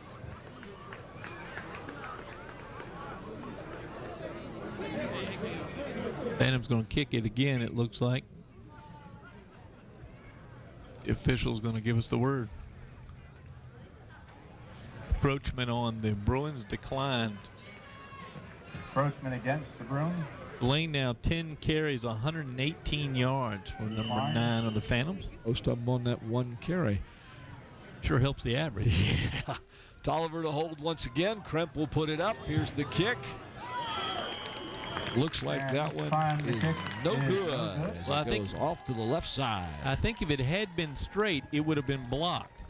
As the Bruins number 20, that's Nick Clark, broke through the line, and he had it. It would. I think if it had gone toward the goalpost, it would have gone into Clark's chest. Want to take it down to Bob now. I think he's an observation from the now drying field. Yeah. Well, it's not completely dry yet, guys, but it's getting that way. But look on your sheet that you got, and look who the long snapper is. The long snapper, number 4, Tavius Matthews, has been ejected from this ball game. So now you got your backup long snapper. So whether that had anything to do with it, I don't know. I was behind the goalpost. You guys have a better look at it than I do. Well, that's a loss for the Phantoms. The senior, Tavius Matthews, with that one emotional reaction over there when he was blocking Ricky Walker. And that's going to cost him a ball game, and it cost him, I believe, the next ball game, doesn't it, Paul? I think so. Yes, that's correct. I don't know who Phoebus has next week, but losing your senior like that is going to hurt any team. Kremp lining the ball up for the kickoff for the Phoebus Phantoms. Back deep for Bethel. Number 1, Corey Sweetenberg, along with number 4, Antonio Killebrew. Killebrew at the top. Sweetenberg down toward this side of the screen. The kick is off. It goes toward Killebrew. He'll take it about the 7 or 8 yard line. Looking for some blocks. Gets up to about the 20-yard line where he's going to be stopped for the Phoebus Phantoms to take over 1st and 10. Not a real good set of blocking there by the Bruins. They a lot of them looking behind, and Phantoms being extremely fast were on them, I think, before they could put any sort of organized return on. So the Bruins stuck starting on their own 22. You could see in Killebrew there when he took that ball, he was looking for something, and it never developed as the Phantoms were able to get through very quickly. It probably surprised him when he was looking for something and they were looking back at him. All right, Trey Jackson is a quarterback. Trying to see who that's Brian Moore again. Brian Moore fullback. again, number 35. And he quick hit through the middle, trying to keep the Phoebus line honest and the linebackers honest, running that fullback every now and then. You go here, and they're going the left side this time. Nice block by Ricky Walker. Why not go behind Ricky Walker? As he's able to stand up 2 defenders on that play. As long as he can do that all day long, I'd continue to keep going through him. Out of the I formation, Trey Jackson at quarterback, Moore and Hudson. Jackson back to pass. He's looking down the near side here to number 10, and the ball is deflected by the Phantoms. Number 15, Darius Jones. Alexander Wilson, the intended receiver. Well, Wilson's played a good part of this ball game so far. He plays everywhere, and here he almost makes the catch. It's a great defense by the Phantoms. Just gets a fingertip on it, and Alexander Wilson not able to bring it down. Good throw by Jackson, and as I said, I think the Bruins are realizing they do have time to set up a pass play. Their front line doing a good job against the veteran line of the Phantoms. And those receivers are getting free in the backfield. Both of them are down toward the near side of the field. Williams and Wilson were out of the shotgun. Jackson gets it. He's back to pass. He wants to pass. He's being chased toward the near sideline, and he is going to be sacked at about the 15 as he had nowhere to go and no one to throw it to. The receivers really didn't help him that time. They were covered, and then when before they could get open on a secondary route, the defense had caught up. That's big Harry Lewis chasing and Mark Wilson there, 74 and 70. And then, of course, number 7 comes up with the final. That's Richie Staten, whose speed we've seen already tonight. And Staten dashes in the picture and eliminates any chance for Jackson to complete a pass. Wilson now back in punt formation for the Bethel Bruins from about the 5-yard line. A short punt will go out of bounds at about the, well, they're going to call it the 50. So we'll be back right in just a second. Oh, Wilson getting the punt, but The ball will belong to the Phantoms, 1st and 10 at the 50-yard line. All right, once again, the ball goes to number 9, Daquan Lane. Daquan Lane is being given the ball and given the ball and given the ball and given the ball. He is just carrying the Phantoms today. And DeAndre Thompson stepped up that time for the Bruins and tackled Lane in the backfield. You got to get Lane in the backfield. If he gets through that hole, he's tough to catch, as we've just seen. So they've moved on. DeAndre Thompson, who is a sophomore, 6'2", 206-pounder there, number 88, up to the front line of the Bruins. The Bruins are really stacking the line now. Looks like Richie Staten is in the backfield now, along with Badger. And back to pass, the Phantoms quarterback, Tolliver. And he had a receiver open on the far side of the field as the defender tripped and fell. But the pass was just over his head and out of reach. I think it's Khalid Fletcher again. He go back to Fletcher on that route. He's been open a couple of times. He goes back here. The defender actually stumbles past just a little long for Fletcher. That's a good call by the Phantoms, Coach Blunt. That's a real good call because he saw that the Bruins are now stacking the line to defend against the run.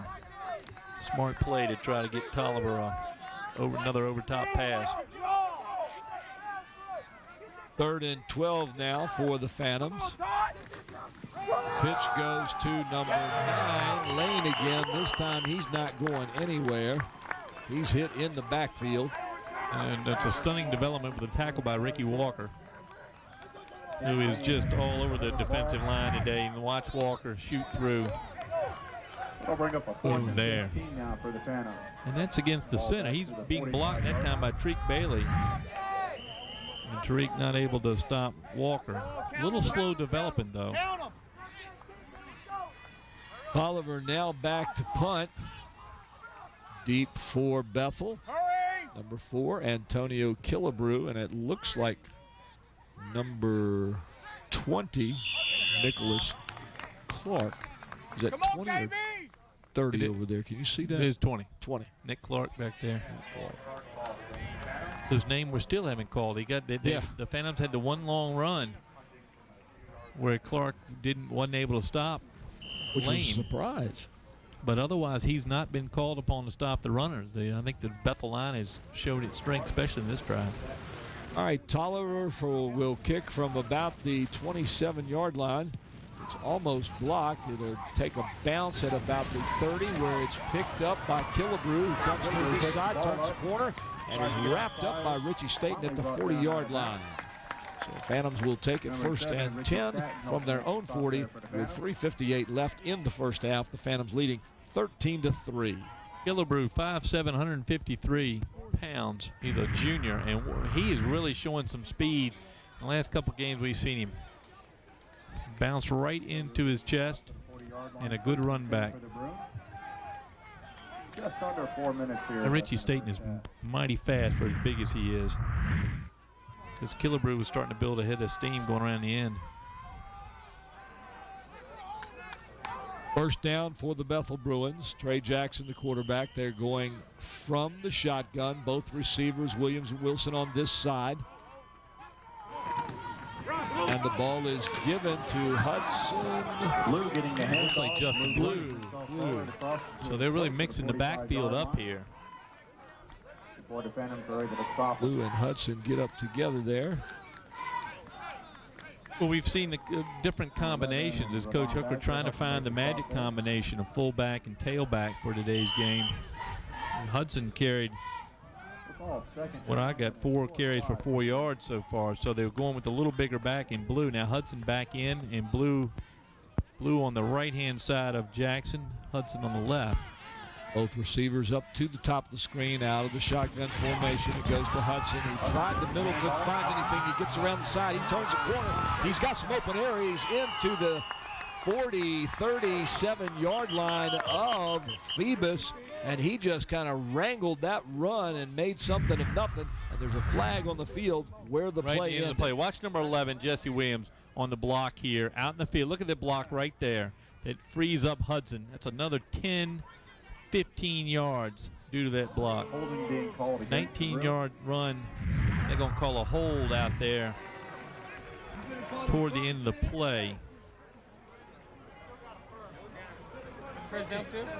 So much of that run's going to be eliminated, but I think you still can get the first down. Let's see. Flag was back around the 39, excuse me. Ball should go to the 49. Like they wanted to say, I guess somebody else will start up here. Well, I'm confused about where the hold was. The flag was back. No, that's right. The flag was back. So the block I was talking about was good by Jesse Williams. That gave and of course, that block has now produced the first down despite the penalty. So a good run erased by the penalty. However, it was enough for the first down even after the penalty. So the Bethel Bruins will have 1st and 10 from the Phantoms 49. They continue with the shotgun, both receivers toward the near side. And it's going to be well, I'm not sure whether that was a pass or a lateral. It was intended for number 7, Justin Blue, and it went out of bounds. So it'll be incomplete regardless of whether it was a forward pass or a lateral. Well, they called it a lateral because they're going to move the ball back. Yep, they sure are. Because if the ball had gone out of bounds as an incomplete forward pass, they'd have gone back to the line of scrimmage, and you're right. Oh, yeah. Throws it from the line, and it is behind. Good call by the officials. Great camera shot by our camera crew. Now the ball back on the 44-yard line, 2nd and 15 for the Bruins. Williams down this side, Wilson at the top. I formation in the backfield. Jackson's looking to pass, looking to the left side toward number 11, Williams. And he gets the catch on a nice grab down at the 22 of the Phantoms. What a nice pass and catch. Wonderful reception there. Able to get, I think, just 1 foot down. Let's see it. Beautiful pass. Right into his hands, a little behind him, but nope, got the 1 foot down before he stepped out with his right. So the left foot clearly down, the right out. So Bethel has improved their lot a great deal with that pass. They're on the 22 now of Phoebus. Bruins trying to get back on that scoreboard before this half ends.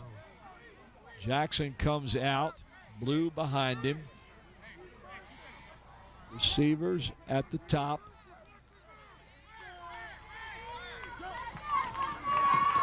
Jackson with the reverse, gives it to Hudson, who's tripped up in the backfield, and I don't think that play fooled anybody. Well, the one thing we've noticed is the Phoebus linemen are getting into the backfield relatively quickly here. Running backs are gaining yards when they can get by that initial surge. This time it just took too long to develop. That's Richie Staten way in the backfield, able to get the first hit on Hudson, and then Harry Lewis brings down the Bruin tailback. Justin Blue out. He takes a break. Demetrius Dinkins came in that time, number 21 for the Bruins, to add that extra flair, and he stays in the game in the fullback spot. Dinkins and Hudson, and back to pass once again to an open receiver in the end zone, and it is a touchdown as Trey Jackson threw that ball right on the money, and that looked like number 11, Jesse Williams. That ball was right there. Well, you could almost see Williams' eyes from here. He saw the ball coming, and he was going to get it any way he could. That time he just goes up and snatches it right out of the hands of the defender for the Phantoms. It's Kenneth Giles back there in the corner. What a catch by Jesse Williams. What a series by Williams. And he makes both big catches in the Bruins touchdown drive. Ooh, low center for Jordan Shover, but he makes the kick. Thanks to Antonio Killebrew. Yes. Another role And it's fun to watch the different roles these players on both sides are playing, and playing very well. Well, the Bruins, who had started with a 3-0 lead, dropped quickly to a 13-3 deficit, are back in within striking distance here, 13-10. Phoebus now with a minute 22 to go. That was a 24-yard touchdown pass from Jackson to Williams to give us that score of 13-10. Here's the view right here. Look at Williams. See where he is. Go up, just snatch it right out of the hands of Giles. Has the presence of mind to keep his feet in, giving them that touchdown. A 3-point game here with 1:22 left in the first half. Just about what we expected in terms of a score. Either way, a 3-point game, because you've got the two teams that are tied for first. Jackson now 6 of 7 for 63 yards and 1 touchdown. Well, he's going to buy a steak dinner for Williams, because most of those yards are courtesy of Jesse Williams. Williams, 5'8", 158 junior. So he's not. It's not Calvin Johnson out there, but he sure leaps like he's Calvin Johnson. Shover to kick. Number 7, Staten, back deep. It's a very short kick. Fielded by number 20 of the Phantoms, who is trying to bust through and gets back to the 45-yard line. Not a bad return for someone who doesn't normally make the returns. And for someone who had a drop earlier, that was had a secure fielding of the kickoff there. You can sort of tell by Kalik's yellow shoes who that is. He's a colorful young man.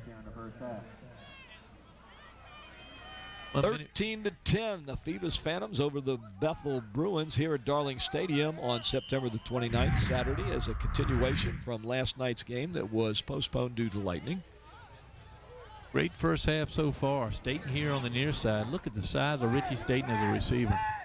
Oliver, the quarterback for the Phantoms, back to pass, looks left at the top of the screen, can't find anybody. He's pressured, comes down low and runs along the sideline. He's got some room and is able to pick up some good yardage.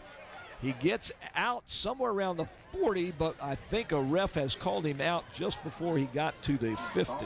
Well, as I was mentioning, Richie Staten out here on the near side, he was wide open at several points on his route. He was waving his hands at his quarterback, and Tolliver, not quite experienced enough to check down. He didn't look to the right at all, and by the time the rush got to him, he had to run it.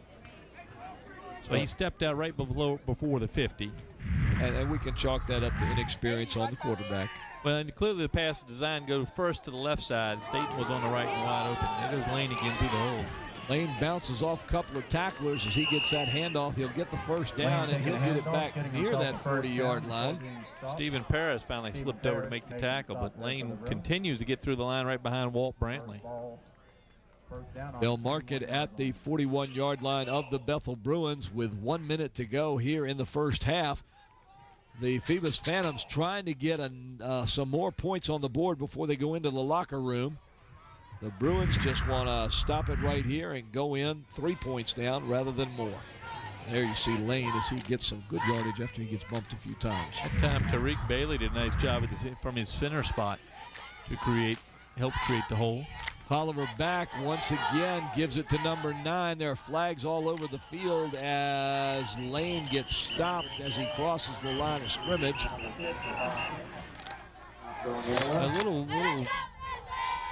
ticky-tacky out there right now, but you got two teams from the city of Hampton you got a Bethel team that's lost 14 in a row to Phoebus. They really want to win, and this is a hard-played game so far.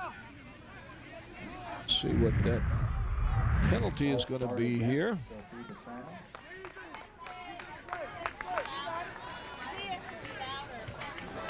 They talk about whether they want to take the play or not. Move them back 5 yards. Yeah, false start. The 5-yard penalty will make it now a first down still, but now 15 yards for the Phantoms. Push it back as far as you can, I guess, and keep them away from that end zone with the time running out. Back goes Tolliver. Tolliver looking. He's got time. He's scrambling now, coming out of the pocket toward the near sideline. He's past the yard from the scrimmage, and he's knocked out. And there's a flag after the play ended. That may be a sideline warning. I'm going to have to see what that is. There's a spot in the back. Referee threw that flag.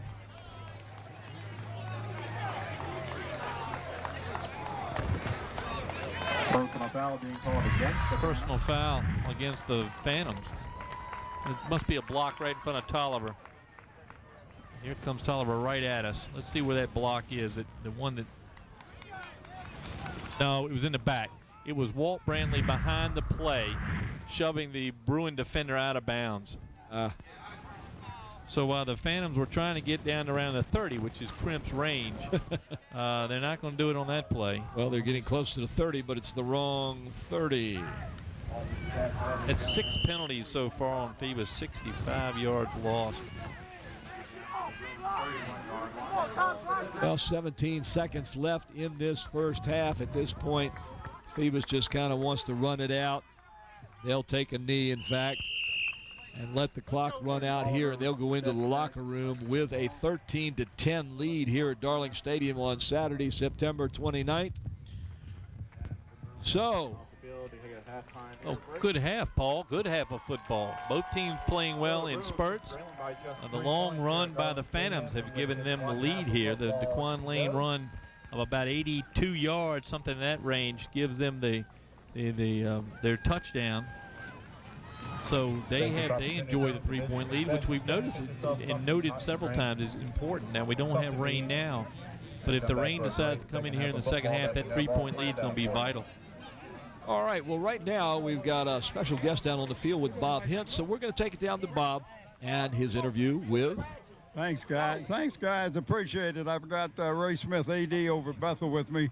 And this is the 100th anniversary of the VHSL, and Ray's going to talk a little bit about that. Thank you, Bob. The VHSL started in 1913 and actually started as a debate league. And then before the 20s, they added baseball and basketball. And then late 60s, they merged with the VIA, which was the same organization that the black schools had prior to during segregation. About the same time in 1969, they added women's sports. They started a playoff system in 1970. As a history teacher, I'm very interested in things like that, and I went back and looked at past champions, and I found it, on a personal note, really interesting that my wife's grandmother was a state debate champion in 1921. And at that time, a lot of women just didn't participate in any activities. What they're doing this year is it actually started back in July and goes through the end of 2013. And the league has sent out patches to all the member schools, and there are over 300 member schools in the state. And we've put these on our field hockey kids and volleyball, and we're waiting for another shipment so we can put them on the backs of our football uniforms. Hold that up so they can get a good shot of that. There's going to be a big celebration at the October meeting in Charlottesville, and all the member schools are making announcements during the day recognizing former greats that have played in the state of Virginia in all sports, not just the major sports, but also minor sports. So it's a good year for them. And, of course, we're going to possibly reclassification next year, which it's going to make it a very interesting year. Yeah, well, talk a little bit about your activity, because you are the liaison down here, or what? Yeah, I drew the short straw. I'm the regional coordinator for this area, and no good deed goes unpunished. and I've encouraged all the schools in our region to make announcements, cheerleaders to make up special cheers. We're announcing it here at our game, not only for the VHSL, but also for sportsmanship, which is very important. As I said, I'm challenging and encouraging all the member schools to use the patches. The activities like debate, forensics, scholastic bowl, one-act play, we've been sent some really nice pins that they get to wear, and the patches are for all the athletic teams. Very good. Well, I appreciate you taking time to let me know all this stuff. Not a problem. I'm glad to help out. Good enough. All right, guys, let's go back up to you. All right, ladies and gentlemen, here we are, and we'll be back in just a few moments, so don't go anywhere. You're watching Bethel and Phoebus at Darling Stadium, September 29th, Saturday, 2012.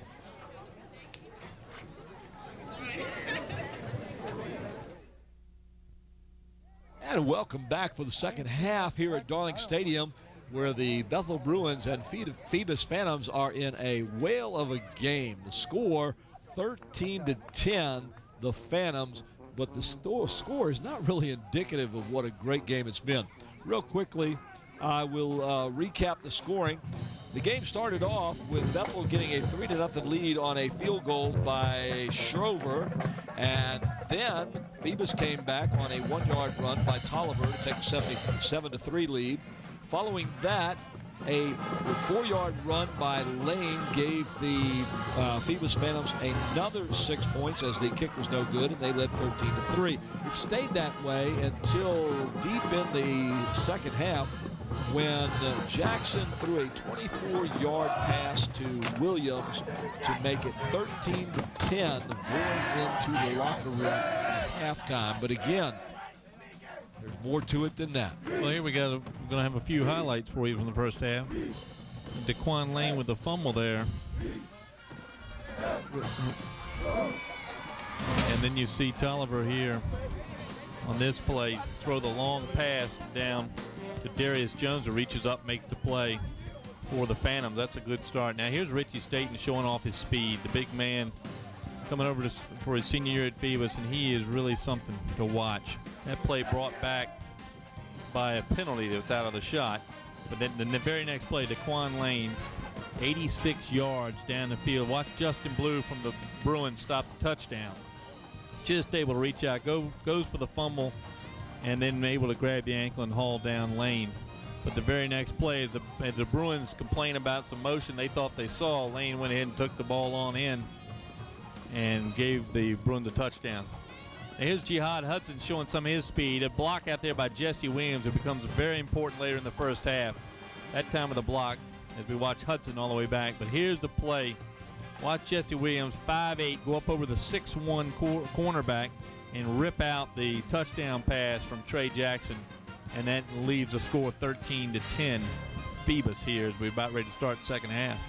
13-10, a 3-point game between the two teams that sit atop the Peninsula District at this time. At the conclusion of this game, one of these teams will be sole possession of first place. Frank, what a game this has been. A break here, a break there, a play here, a play there. This thing can change on a dime. We've seen some good running by both teams, but we saw something that you and I talked about before the game, and that was the quarterbacks going to the air. We knew that on a rainy day you like to hold the ball, but we also know that everybody knows you're going to hold the ball, so if you go to the air, you're going to surprise them. Well, these guys kind of surprised us, but they've done well. Well, the Phantoms are really one long pass away from a 20-10 lead here at halftime. They had one drop ball down the sideline that would have given them a third touchdown. But Tolliver throwing the ball very well in this weather, and receivers coming up with a couple of big plays for him. Trey Jackson making some good throws to Jesse Williams, who's made two great catches, both on the last drive. One on the near sideline, just got a foot in bounds, and one on the far sideline in the end zone that we saw on the highlight. So we've seen some good arms.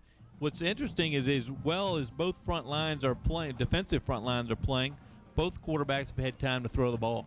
Yeah, they have, and that's what you need when a quarterback. You've got to have the time. And they're also very mobile because if the pocket breaks down, they're able to scramble and still throw the ball and get it to where they need to get it. Now, it's not always caught, but the ball gets there, and I've been impressed with both these quarterbacks today. And I don't want to forget the big men in the trenches, too, because we've seen the best out of both lines, offensive and defensive, for both teams. We've seen Ricky Walker for the Bruins on both lines play well, and we've seen Mark Wilson and Harry Lewis, in particular on the defensive side of the ball for the Phantoms, show their veteran leadership. I want to mention our sponsors and thank them, of course. The game day sponsored by the Grey Goose Restaurant down in downtown Hampton.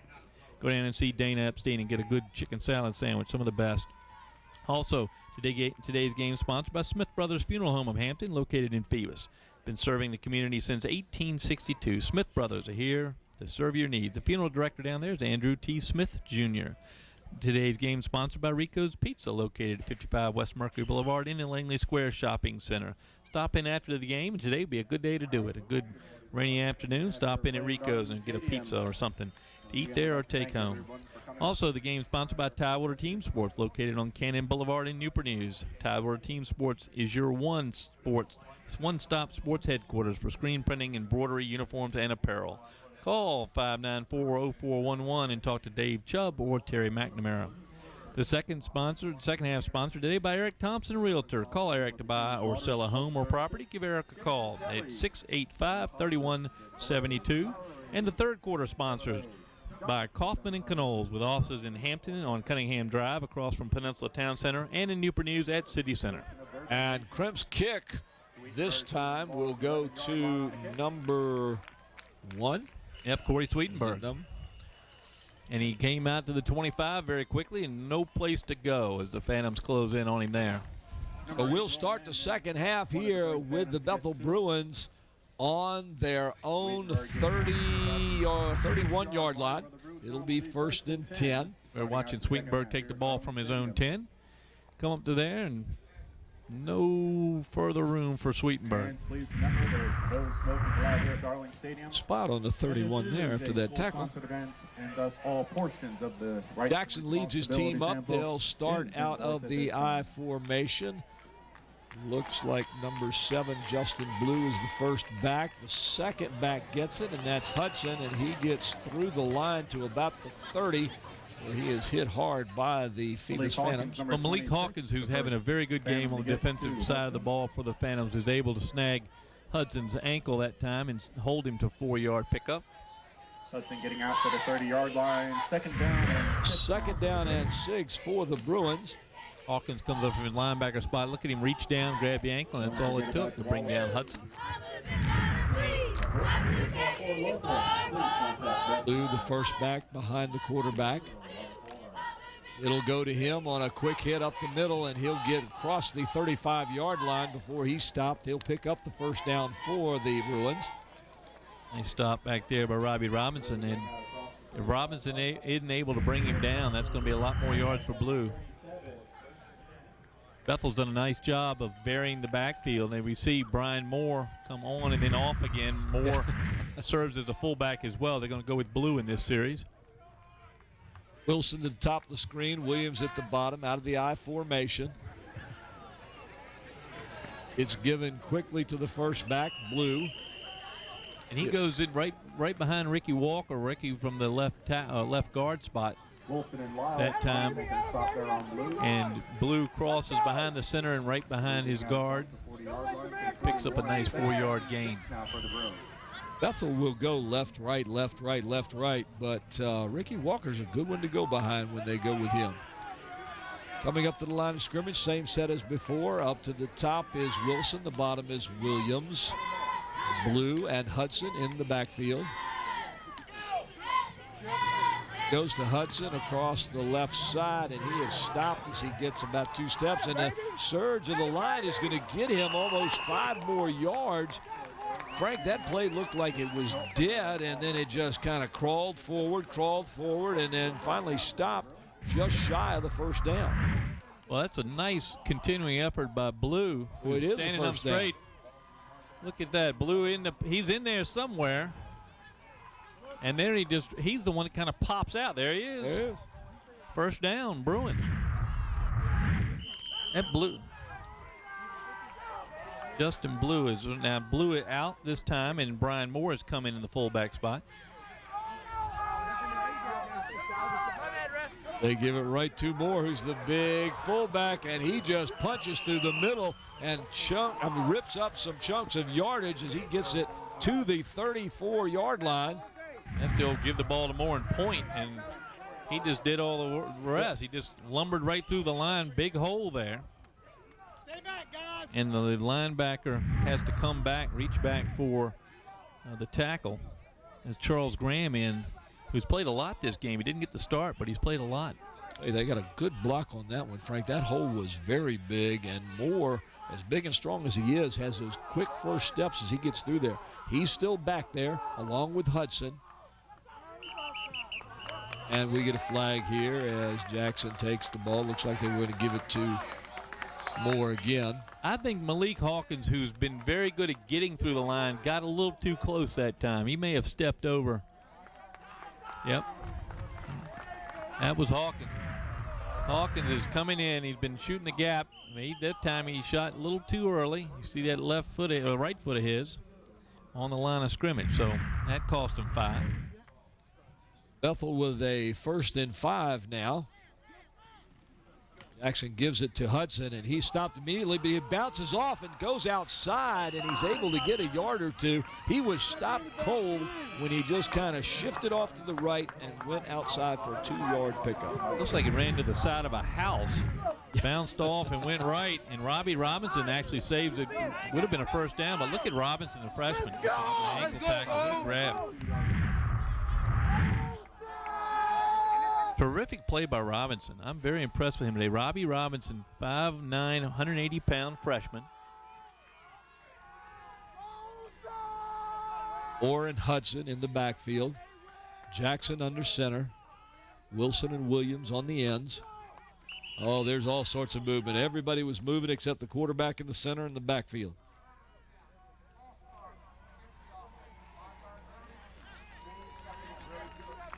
That was very interesting looking. That hurts.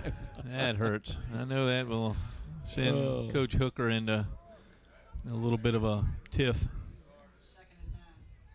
I think he's been very pleased with his drive so far, but that hurts. Well, they're still in good position field-wise. It's 2nd down and 9. The ball is on the 34-yard line of the Phantoms. You're trying to knock off the 4-time state champion. You can't have mistakes like that. Jackson back, a quick pass over to Williams. It's blocked, and it's intercepted by the Phantoms. And we'll have to check the replay to see who got their hand on that one. But as Jackson threw it, the ball was tipped and went up in the air. And the Phantoms took that one as we see the replay. Nice tip right on the line of scrimmage. Wilson, and who is that made the catch? Would be number 11 for the Phantoms, Draymond Badger. So the fullback in defense that time makes the pick. And Bethel, despite a good drive, turns it over. Let's go, D. Looks like number 26, Malik Hawkins, is in the backfield. Oliver gives it to the second man through. And I'll get that number for you here in a minute. I think it was Daquan Lane. I think it was, with Brian Moore stopping Lane from going even further. Moore, number 35 for the Bruins. We have a lot of guys playing both ways today. Moore, of course, the fullback for the Bruins, and back in his linebacker spot. Lane and Hawkins in the backfield. Tolliver under center. And we've got some movement on the far side of the line.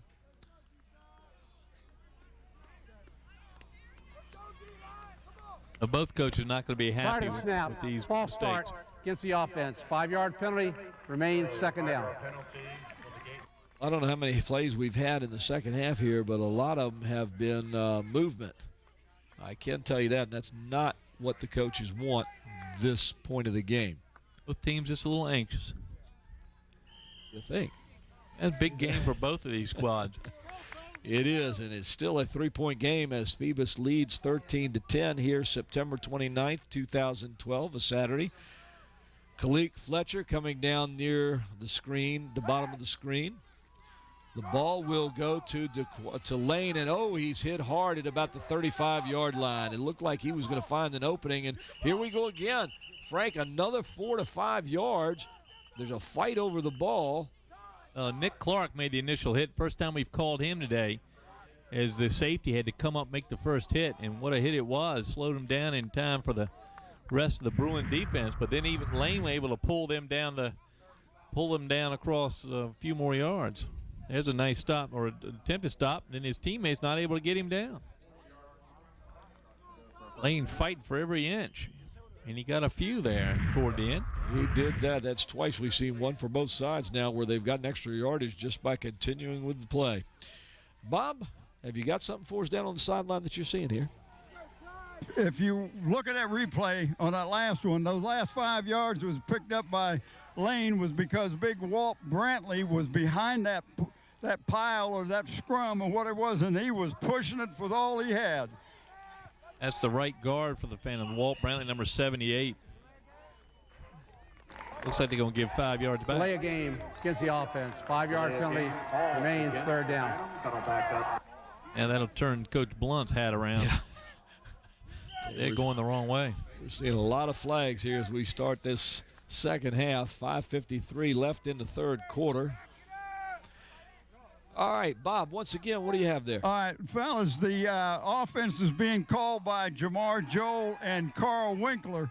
They're calling it together on the offensive end of the ball. Jeremy Blunt is only calling the defense. All right, and that pass just now completed to Darius Jones at the top of your screen. As you see Tolliver go back, he hits an open Jones at almost the 40-yard line. He's dropped quickly. They'll mark it at about the 38. And Justin Blue again on the tackle. He's been all over the broadcast tonight, playing very well both sides of the ball.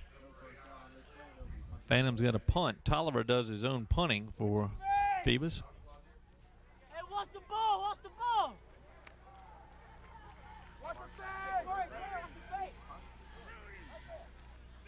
Phantoms in punt formation. And I thought it was going to be a fake there for just a second. What a risky play.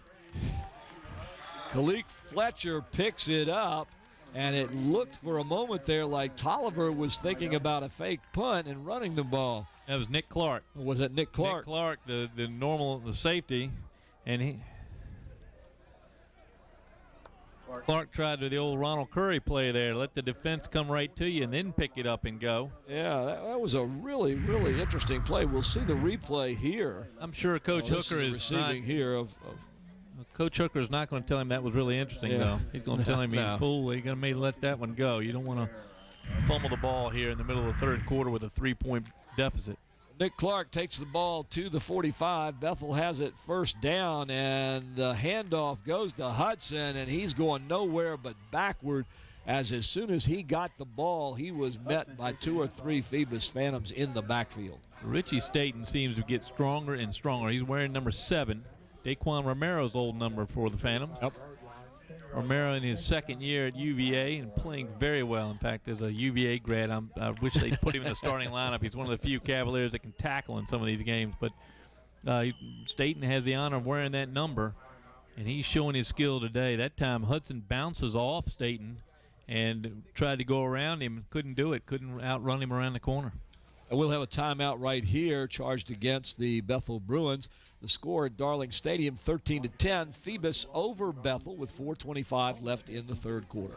Paul, this game's going to be shown Tuesday, October 2nd. So if you're watching the game, that's when you're seeing it. And it's 8 a.m. or 8 p.m. Tuesday, October 2nd. But reshown on the 4th, that's Thursday at 6 a.m. and 6 p.m. And again on the 5th, Friday at noon or midnight. So plenty of times to see the ball game, and I'm sure it will be put into the rotation. This has been a really good football game. And what channels are those shown on again? At Channel 48, Cox Cable, Channel 48, and Verizon Fios Channel 23.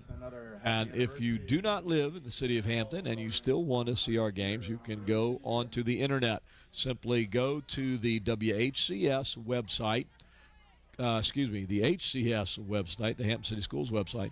Click on the WHCS logo, and on that next page, click on the LSC logo on the right. A drop-down screen will come on, and you can watch the games that are going on LSC during that time. You know, if you have 4G, you can also listen to it. I know my friend John Bateman, who's in Morgantown, he can tune in and listen to it driving back and forth to Morgantown. Here we're going to have another flag as there was more movement on that line down there today. These teams are real excited and a little... Prior to the snap, encroachment against the defense. 5 yards, remains second down. It's so critical, these teams, to get that one-step edge at a 3-point game. You want to get that lead expanded, or you want to catch up and take the lead, and both of them are trying to prevent that from happening. From the shotgun, both receivers down on the near side of the field, and another flag goes. Yeah, the coaches are going to just have a fit if this keeps going. Teams are playing a good football game. False start against the offense. 5-yard penalty. Remains second down. Wow. You know what this does is it makes it tough to stick with the running game. And I know that Jihad Hudson has 4 of his 12 carries are for a loss. He only has 17 yards so far this afternoon. But I know they like to have that option more to Hudson and then to Blue. They're going to have to throw the ball here, 2nd and 20. That's exactly what Jackson's going to do. He's looking down this field here, and he sees Williams, but it's overthrown. Robbie Robinson on the coverage. Fun to watch Jesse Williams. What a receiver he is. That time, watching the ball the whole way, you see him turn his head. The ball was thrown on the wrong side of his route. And if we have it, we can pick it up here. He actually turns his head one way and then turns it back and not just overthrew both. Fortunately, overthrew Robinson, who was also reading the pass all the way. Jackson gets his own play from the sideline. Bring up 3rd down and 20 for the Bruins. Receivers split out on either side. Wilson to the top, Williams to the bottom from the shotgun. They haven't gone the tight end all day. At some point they just might. Blues in motion as a flare. They throw a short pass to Hudson underneath for the screen. He gets loose. He gets some open ground. If he gets a block, he could get more yardage, and we're going to have a flag. And I think we're going to have a block in the back here at about the 40. As well as Jesse Williams is playing, he just committed a error he didn't need to commit, as Hudson was across the 1st down mark. Yep, that's it. Here comes the player. This is all Hudson. Nice toss by Jackson. Hudson, good catch, and he just out quicks him. Finds his hole. There's the block in the back right there by Williams on number 21 for the Phantoms. That's Kenneth Giles. During the run, blocking the back against the offense. 10-yard foul from the spot of the foul. Remains 3rd down. Well, there is some positive yardage out of that. It'll be about 3rd and a long 7, short 7 maybe. Looks like about 6 from the window here, but they. So instead of a 1st down, they have a 3rd down and 5. Hudson, what a cut there. See him a little tentative on the wet ground, but the field is in good shape. The block right there in the back. So Williams makes one mistake. I think he's played a marvelous game. That hurts, though. Wilson going up to the top of your screen. Blue is in motion. They give it to him real quickly in a flare pass. He tries to pick up the 1st down, but there's not enough blocks for him out there. He does get it across the 50 to about the 46, but he'll be shy of the 1st down by about a yard. It'll be 4th and 1. Charles Graham, who's playing a lot in that as a linebacker for the Phantoms, able to save the 1st down there, make the tackle for the Phantom. Richie Staten going back for the Phoebus Phantoms. For the Bethel Bruins, number 10, Alexander Wilson back in punt formation. Neither team seems to want to get ready very quickly. Now nobody is back for the Bethel Bruins.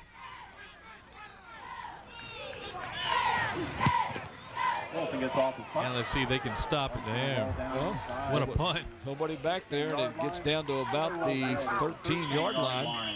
Good punt by Tiger Woods. Didn't quite understand. Backspin. It's Alexander Wilson.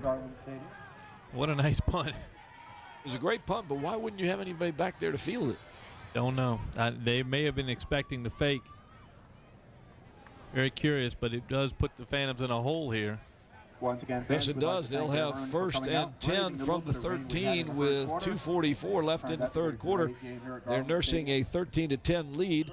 Nobody able to really do much in this corner as we've had more flags than we've had plays. And we've had the best weather the whole game in the 3rd quarter. Yes, we have. Let's see, number 11 and number 9 looks like Lane and Badger, or Badger and Lane in the backfield. And the quarterback trips Tolliver. As he took the snap, he turned to his left and simply I think, got his cleats caught in the grass or something, and he just hit the ground. And Tyreek Bailey, very slow to get up, the center who was hurt last night in that first play. He's slow again. I think they're going to bring him out. No, that's what it was. That's Bailey, who gets his legs stretched out, and then somebody falls on it. Yeah, so the center and the quarterback got their legs tangled, and that ball will now be set at the 10-yard line. Now Bailey's 2nd and 13. Excuse me, Bailey's going to go off. And the Phantoms taking a timeout here, also stopping the clock. They were trying to get Bailey off the field and sent in a replacement, and I think the wrong guy went off. Because Bailey did, he has that pre-existing injury that was aggravated last night on the first play, and again right there. It's almost like his foot slipped, or did he step on Tolliver's foot? He stepped on him. You can see it right there. And that pulls his left foot out and hurts that knee again. Right. Obviously, the knee is very ginger. So the Phantoms will take the timeout to get everything straightened out there on the sideline, make sure he's okay. We've got a 13-10 ball game at Darling Stadium, September the 29th, 2012. One of these teams will take sole possession of first place in the district. I understand Bob Hentz is going to be on again tonight with Sports Time. On what? On Sports Time. Sports Time. That's Channel 48, Cox Cable, or Verizon 5's Channel 23. Bob Hentz with Sports Time. Tell him I got Matt Mitchell on tonight. Oh, understand Matt Mitchell is going to be on with Bob tonight. That's his usual Saturday night slot. Bob Hentz on Sports Time. Normally you can catch him Monday, Wednesday, and Saturday, 7:30 a.m. and 7:30 p.m. Oliver with the handoff to Badger, the fullback. He'll get back to about the line of scrimmage. That'll bring up a 3rd down. So a difficult drive here for the Phantoms. 3rd and 13 from their own 10-yard line. They're going to need some yardage here to get them out of this hole. Even if they have to punt, they're going to need a little bit more yardage. As we're watching the Phoebus ball person come out and change the ball to keep it dry, reminds me of Matt Mitchell, who used to be the ball boy when Ronald Curry was playing at quarterback at Hampton. And I think Matt was 4 at the time. Here they are. And the ball has mishandled the ball. It's loose on the ground. I think Bethel says they won it, but I think he was down as soon as the ball hit the ground. And it's going to bring up 4th down and 10 for the Phoebus Phantoms now, as they have a mistake right there on the exchange between the center and the quarterback. Oh, it wasn't even. It didn't even come off the ground. Now remember, that's the brand new center that had just come in. I don't know if that's the center that had the flu yesterday that Bob mentioned early in the game, but a bad connection. We were talking about Tyreek Bailey and what a value he brings. Well, his loss just cost that fumble. Did that. And right now, Bethel with a great chance to get some good field position. Tolliver back to punt. Killebrew and Clark back deep for the Bethel Bruins. Tolliver will punt from his end zone. And not a good punt. It's fielded at the 18-yard line by the Bruins' number 1, Corey Sweetenberg. And they're going to have a 1st down at the 17-yard line. Yeah, the Phoebus coaches down into the press box complaining about hitting the punter, but there was a partial block. So Bethel comes up with the block. Bob, while we're watching this replay, what did you see from down on the field? With that partial block punt, Sweetenberg bringing it back. Ball marked at the 17-yard line. 1st and 10 for the Bruins. He did. He got a hand right on it and then slid into the punter. A nice stretch out there by the Bruin defender. And Bethel with a short field here and a chance to go ahead. Excellent camera shot by our crew. Blue and Hudson in the backfield. Shotgun formation. Hudson gets it, goes one way, can't find any room, and he cuts back this way and gets to about the 15-yard line. He'll have maybe a 1.5 yard, 2-yard pickup. Sophomore Charles Graham playing very well at linebacker for the Phantoms. He makes that tackle. There's Graham right in front of your picture. And watch him watch Jihad Hudson. Shakes one tackler, but not him. And not Tyree Stewart, who was able to come back. And that's the end of the quarter, Paul. Well, the 3rd quarter is over here at Darling Stadium. The score still remains Phoebus 13 and Bethel 10, as we had no scoring in that third quarter of play in what is becoming a very interesting game. I'm noticing something here, and the Bruins with their bear claws up on the sidelines, which is something new from them. I don't know if that's put in place by Coach Hooker, but I noticed that the Phantoms, who normally put 4 fingers in the air when the fourth quarter starts, have not doing it now. So Bethel with the bear claws up, and they're smelling the kill here as they want to go in for the go-ahead touchdown. Bob, can you hear me here? Real quickly, you're walking along the sideline there. They're about ready to start the play. Are you getting a sense of anything on the Bethel sideline? Boy, you talk about Mr. Momentum. He is right here on this Bethel side. You get a block punt like that and then have this great field position. I look for the Bruins to take advantage of it. All right, and we'll see if they do. Trey Jackson under center. Blue and Hudson behind him in the I formation. Hudson goes in motion, and Blue gets it. He'll go up the middle for about 2 yards. Nice tackle by the Phantoms, number 26, Malik Hawkins. He's had a couple big tackles today from his linebacker spot. That's a good stop. So the momentum is up on this side for the Phoebus Phantoms. They're in great shape at this point. 3rd down and about 6 to go. I think it's the Bruins are in great shape. The Bruins, I'm sorry, the Phantoms.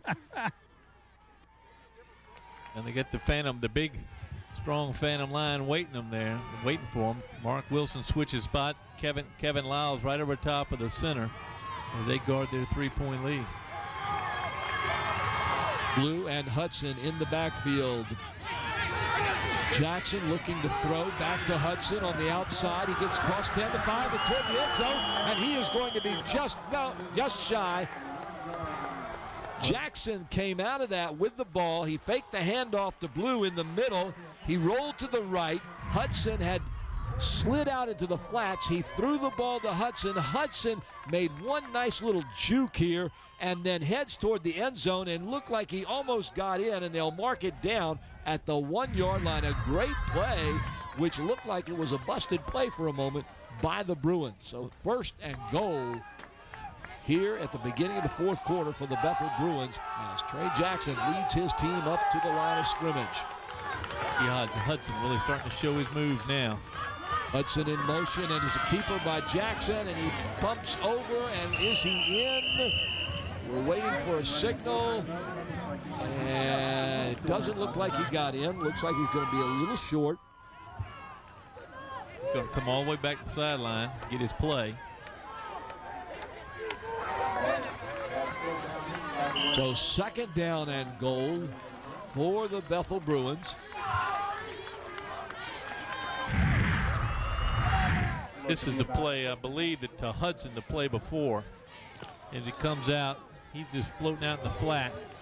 Over comes the pass. Now it's all Giad Hudson. 1 missed tackle, 2 missed tackle, and only Badger able to trip him up. This time Blue gets it, and he dives right over the middle and into the end zone for 6 points for the Bethel Bruins. What a play. What a series this has been for the Bruins. They have now moved ahead of the 4-time defending state champion Phoebus Phantoms here at Darling Stadium. A position they have not been in at least 14 or 13 years, 14 games. In fact, there's not many teams at all that can say they've been in this position in the last certainly. Few years. Really over the last decade. Jordan Shover in for the extra point for the Bethel Bruins. He'll put it up, and the kick will be good. I think he got an extra point for kicking the holder's finger over too. That was a very quick hold by the Bruins number 4, Antonio Killebrew, whose name we call on every special team play. But what a great hold on a moist afternoon here at Darling.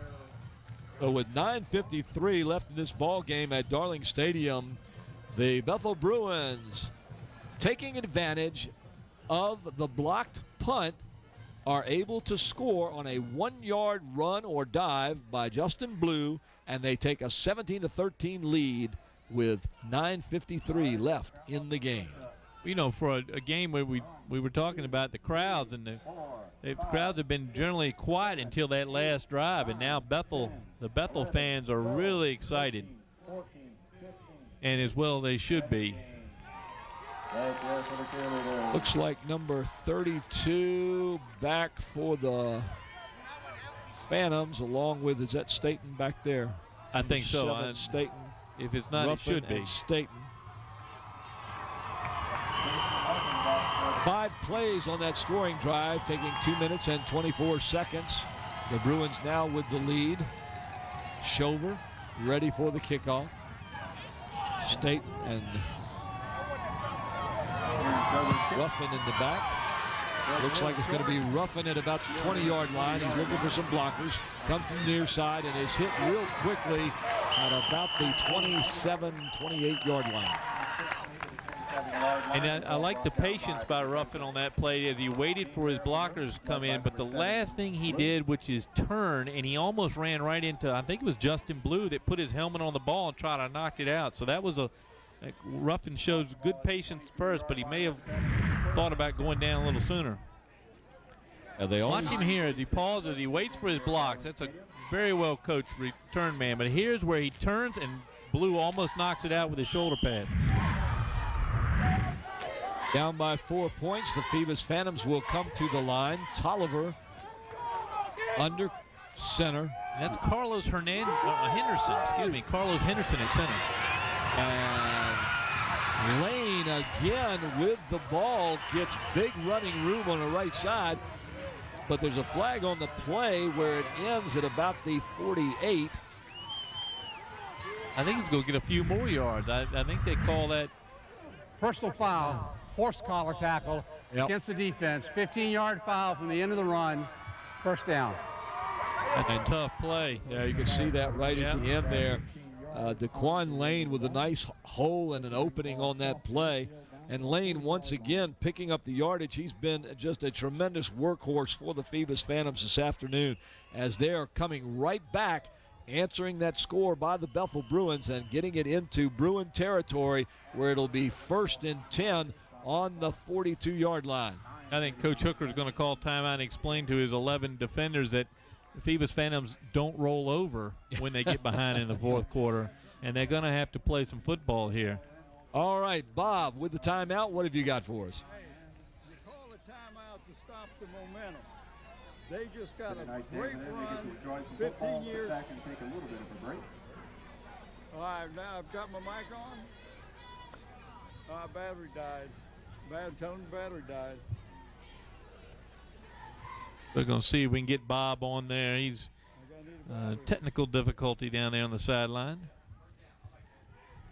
All right, well, we will stay right here with this. We've got 9 minutes and 39 seconds, 17-13, the Bethel Bruins. The first time in, 14 games that the Bethel Bruins have been in a position where they could beat the Phoebus Phantoms. And, of course, there are many teams that can say that, as the Phoebus Phantoms can lay claim to victory after victory after victory among many of the teams that they've played for years. But just to give you an idea, the last 14 games since 1999, 14-0 in favor of Phoebus, 487 points for Phoebus, 170 for Bethel.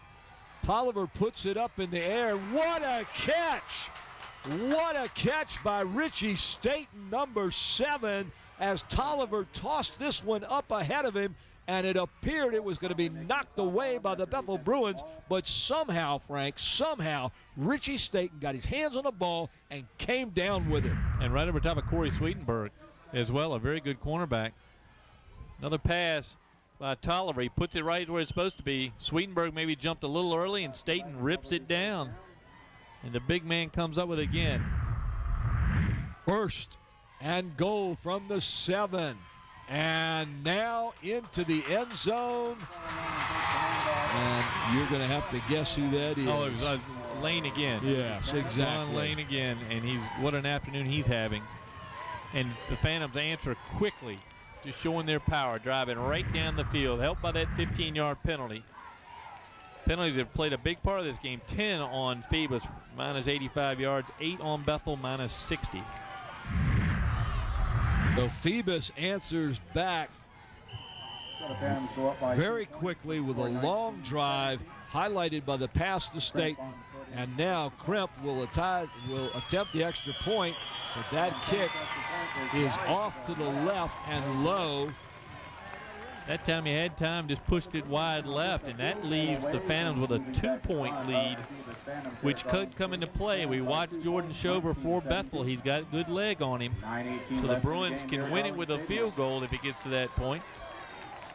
All right, Bob, we got you now. All right, guys, my battery went dead on me. I don't know why is that. I charged up this morning. Anyway, the coach for for Bethel called the timeout to stop the momentum. Had no idea they're going to make a play like Ricky Staten did on that catch. But what's happening with this extra point is the center gets the ball back slower than the normal long snapper, and it throws off the timing, and he's hooking the ball. So it's not the kicker, it's the time in between when the ball gets there and when he starts his move. All right, there you have it, folks, and that will help you understand why right now the Phoebus Phantoms are up only by 19-17, and as Frank mentioned, that's a 2-point lead, and the kickers can be a very important factor in this game from here on out. Krimp will line it up. They got two good kickers in this game, Krimp and Shover. It may come down to one of those guys to win this game. Killebrew and Sweetenberg back deep. Looks like it's going to go toward Killebrew. He'll take it at about the 13-yard line. Crosses the 20, comes to this side. Skips up and tries to get to the 25, but he's met by two of the Phantoms who keep him from that area. And it'll be 1st and 10. Yeah, Tyree Stewart made the tackle that time. Tyree's been playing a lot on the line for the defensive line. Got the start tonight for Phoebus, playing on special teams that time. 2 completions for Tolliver in the second half for the Phantoms, 70 yards. And, of course, Richie Staten has been all over the field tonight, defensively and offensively. Hey, what, if you get 70 yards out of 2 passes, if you've got any kind of running game at all, and we know they do because Lane has just been fantastic this afternoon, they're going to be tough. Jackson leads the Bruins, trying to make the comeback. Jihad Hudson runs in the land of the Giants and gets nothing. He's lost among the Mark Wilsons, and Harry Lewis is there. I saw 7 and 5 head to the same hole at the same time. I was trying to figure out which one of them had the ball. 7 may have taken it, but there was no room at the end there for Jihad Hudson. He may have gotten 6 inches. Bob talked about momentum being on the Bethel side after that last scoring drive by the Phantoms and that stand by the defense right there. You may see momentum changing sides of the field at this time as you see the players across the way raising their hands and trying to get the crowd pumped up. It'll be 2nd down and 9 for the Bruins. That's a delay game, and I'm sitting there. I should have said something before, but they made Jackson come to the sideline, and I don't know if they were drawing the play with a pencil, but they got to get the play to Jackson quicker. That's on the coaching staff that time. Is they took too much time to get Jackson his play, and by the time he got out there, he was already behind, and I think he was going for the quick snap, but it wasn't quick enough, and that cost them 5 big yards here in the 4th quarter. Yes, it does, because that ball is now near the 20-yard line, deep in their own territory, and you don't need to put this team in another hole like that. They need as much area as they can to work with. Wilson and Williams out to the sides. Back to pass. Jackson, he goes to the left side, to the far side to Wilson. Wilson is up. There's a flag on the play, and the flag was thrown before the ball got near the receiver. I think it's on Darius Jones. I think it's on the Phantom defender backing up into him, holding them way when the ball was in the air, but way before it got there. Here's the replay. You see him back, and he's already thrown when the ball comes down. Because we didn't see any push. I didn't see a push off by the offensive receiver. Yes. Prior to the pass, holding against the defense. That's a 10-yard foul from the previous spot. It remains 2nd down. That's a close play out there. It's both going up the ball, but it happened before they were front to back. Now that 5-yard penalty has cost him a first down, which that is going to stick in Coach Hooker's craw the whole week if he loses this ball game. Well, they've now got 2nd and 5. 11th penalty on Phoebus. Jackson hands the ball to number 7, Justin Blue, and he's racked up right at the line of scrimmage. They're not letting him go anywhere. No, and that's number 7, his counterpart, Richie Staten, on the tackle. Here comes Demetrius Dinkins in to replace Blue. Here you see Justin Blue come across, and there's Richie Staten, whose number we've called a lot this afternoon, along with Malik Hawkins. And they combined to hold Blue to no gain. So Dinkins in now at the running back spot, or the fullback spot. Dinkins not quite the biggest fullback in the league, 5'3", 163, but we've seen him run the ball a couple times. He's very quick. 3rd down here, look for the pass.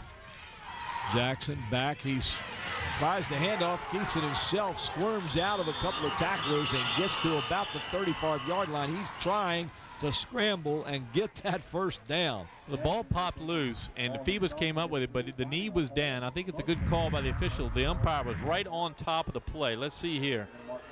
Jackson makes something out of nothing. Well, I'm gonna. And there's a stick, but his knee was down. Looks like it should be placed right about the 35, and he is. And they're going to measure, I think. I'm going to be Tim here, Bob, if you don't mind, and that looks like a first down to me. Well, Jackson literally made something out of absolutely nothing, as he's able to just tiptoe his way through. Big first down run, big run by Trey Jackson. That's the only thing I've been able to see all night long on the field. Bruins 1st and 10 now. Now they're getting the play in a little quicker. Jackson's got his play, just waiting for the ball to be set. I thought that was a busted play the way it started to develop there. Brian Moore in, Dinkins out. Moore in is the fullback now in front of Jihad Hudson. Warren Hudson in the backfield, Jackson under center. Jackson will hand it to Hudson, who goes off the right side, and he was grabbed by somebody who got a hand on his arm and just held him. Just Richie Staten stopped him dead. Richie Staten had to be. You're going to see it here. See if you can see this arm reach out and just grab him. That's Richie Staten's left hand. Number 7. 70 finishes it off, but Richie Staten held him up for his teammates. He was being blocked totally out of the play. He just reached around and grabbed him and held on to him, didn't let him go anywhere. Would have been clear if he had the numbers on their gloves. We could see that, but no, that was Richie Staten, who's just playing extremely well tonight. Defense tightening up for the Phantoms. 2nd down and 11. Both receivers up to the top of the screen. Jackson under center. Goes back. He looks left. He's looking deep. He's throwing to nobody.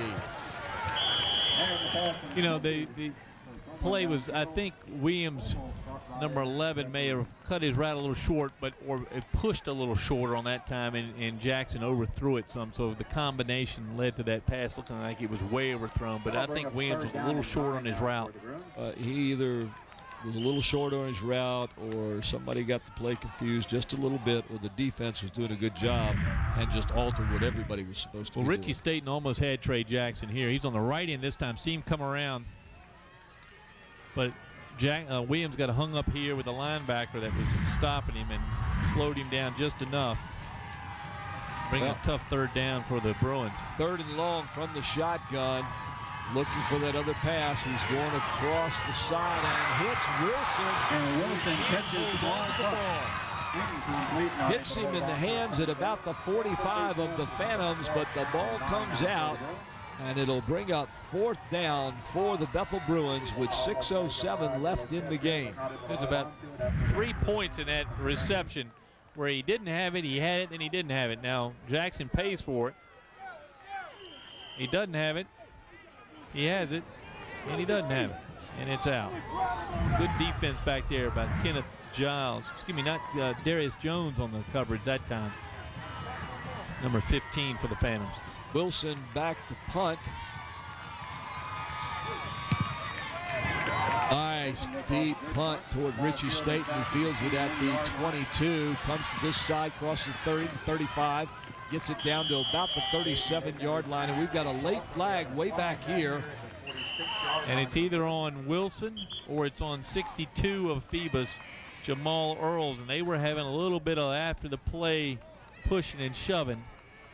I just caught it out of the corner of my eye. During the return, block in the back against the returning team, 10 yards foul from the spot. No, 10 yards from the end of the run, remains first down.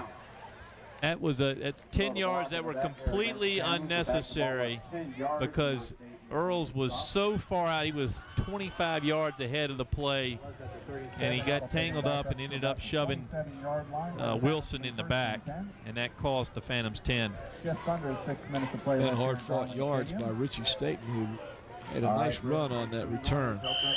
That's 12 penalties, 100 yards total now against the Phantoms.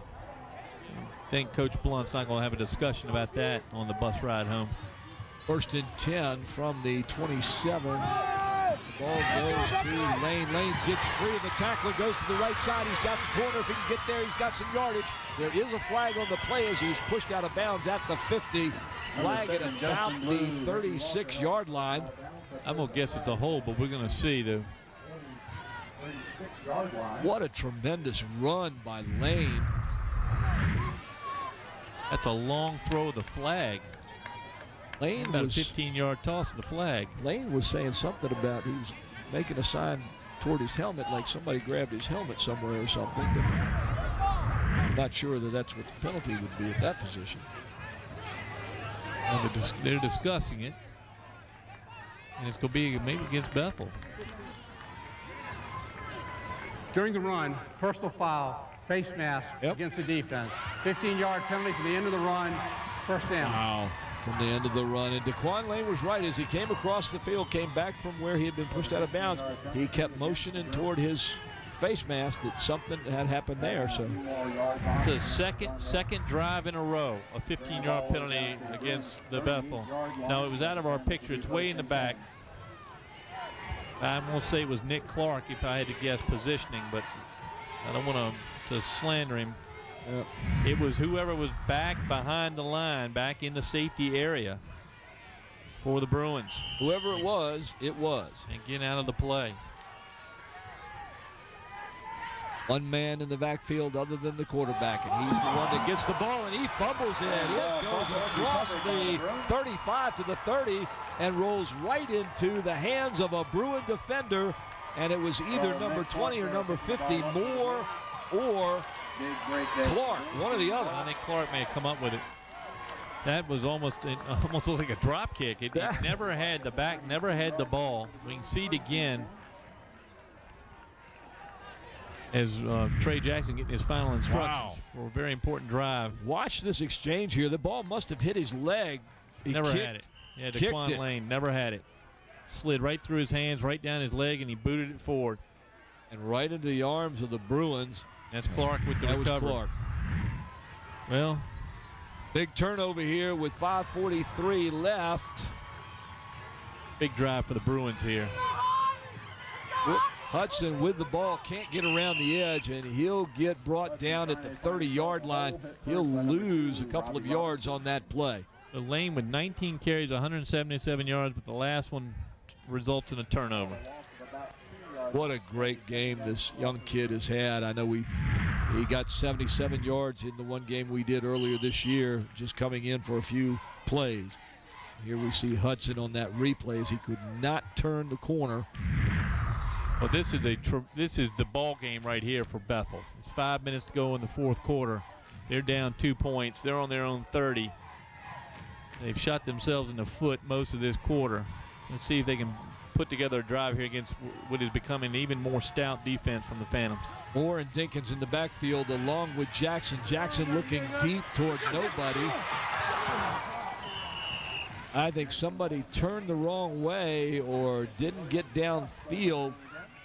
That pass could have been intended for Williams. It could have been Wilson as he kind of stopped short up here on the sideline. No, that was for Williams, and he was open. It just overthrew him a few yards. I think he got slowed a little bit trying to get free. The pass is there. If you see Williams, just got stumbled a little bit, and there's the ball. Oh, not two plays resulting in a negative 2 yards here on probably the most important drive of the game for the Bruins. And they'll have 3rd and 12 from their 30-yard line. I'll mention again, they have not gone to the tight end all night. They could sure surprise somebody by going to number 89, Casey Pretlow. Jackson back to pass. He's looking for Williams. He puts it toward the sideline toward Williams, and it's off the fingertips of the Phantoms, number 21, Kenneth Giles. Nice play by Giles as he reaches up and just knocks it away. I'm impressed by Williams, the way he can look for the ball and get to the spot. That time he looked back, saw where it was going, and he turned his head and kept going forward. Unfortunately for him, the ball thrown just a little bit out of his reach, and that'll bring up 4th down for the Bruins. And they'll send Wilson back to punt. And Staten should be the young man back for the Bruins. Well, the Bruins do have a timeout left. You have 4 incomplete passes in a row for Trey Jackson. Not the way you want to end the ball game. Low punt covering. And Staten will let it go as it rolls toward the 21-yard line, where it'll be down by the Bruins, and the Phantoms will be forced to come out of their own territory at the 21-yard line with 4:18 left in the game. The Phantoms nursing a 2-point lead over the Bruins, 19-17. And if I had to read, if I'm reading the facial expression of Coach Hooker, I think that was supposed to be a fake, because he got right in the face of the punter, Alexander Wilson, and none of the Bruins went downfield. I think that was supposed to be a fake, and it did not get played out as such. Now the Bruin defense is tasked with trying to stop the Phoebus offense, which they haven't been able to do in the last couple of drives. And keep your eyes on number 9, the lone back in the backfield. I got a feeling you're going to see him start working. And 12 men on the field for the Bruins. Dead ball, legal substitution, 12 players on the field for the defense. That's a 5-yard penalty, remains 1st down. 3rd drive in a row with a penalty against the Bruin defense. They're going to have to try to stop them with just 11, Paul. Yeah, and you know, it's tough enough to stop Phoebus anyway, based on their running game. And here's Lane, gets the pitch to the outside. He's trying to get there, can't find a corner, gets an edge a little bit, bounces around, keeps going. This is simply amazing. They're leaving a trail of green jerseys behind him as he winds, turns, twists, and escapes. Ladies and gentlemen, listen to Frank as he describes this. Look at this. Out to the right, there's 1 missed tackle. Then he cuts back on a wet field, 2, 3 missed tackles. Gets around Justin Blue, rarely misses a tackle. Finally brought down by Nick Clark, but not after he had pulled his best Harry Houdini act. That should have been a loss, and it ended up being a 1st down. Now we've got 2 men in the backfield, and guess who's going to get it? There he goes again, Mr. Blue. Lane. Mr. Lane. Yeah. And he gets close to another 1st down as he picks up about 7 more yards. He's getting close to 200 yards, I'm sure. Well, he's running the ball very well. That time, fullback like Badrat in front of him, creating more of another block.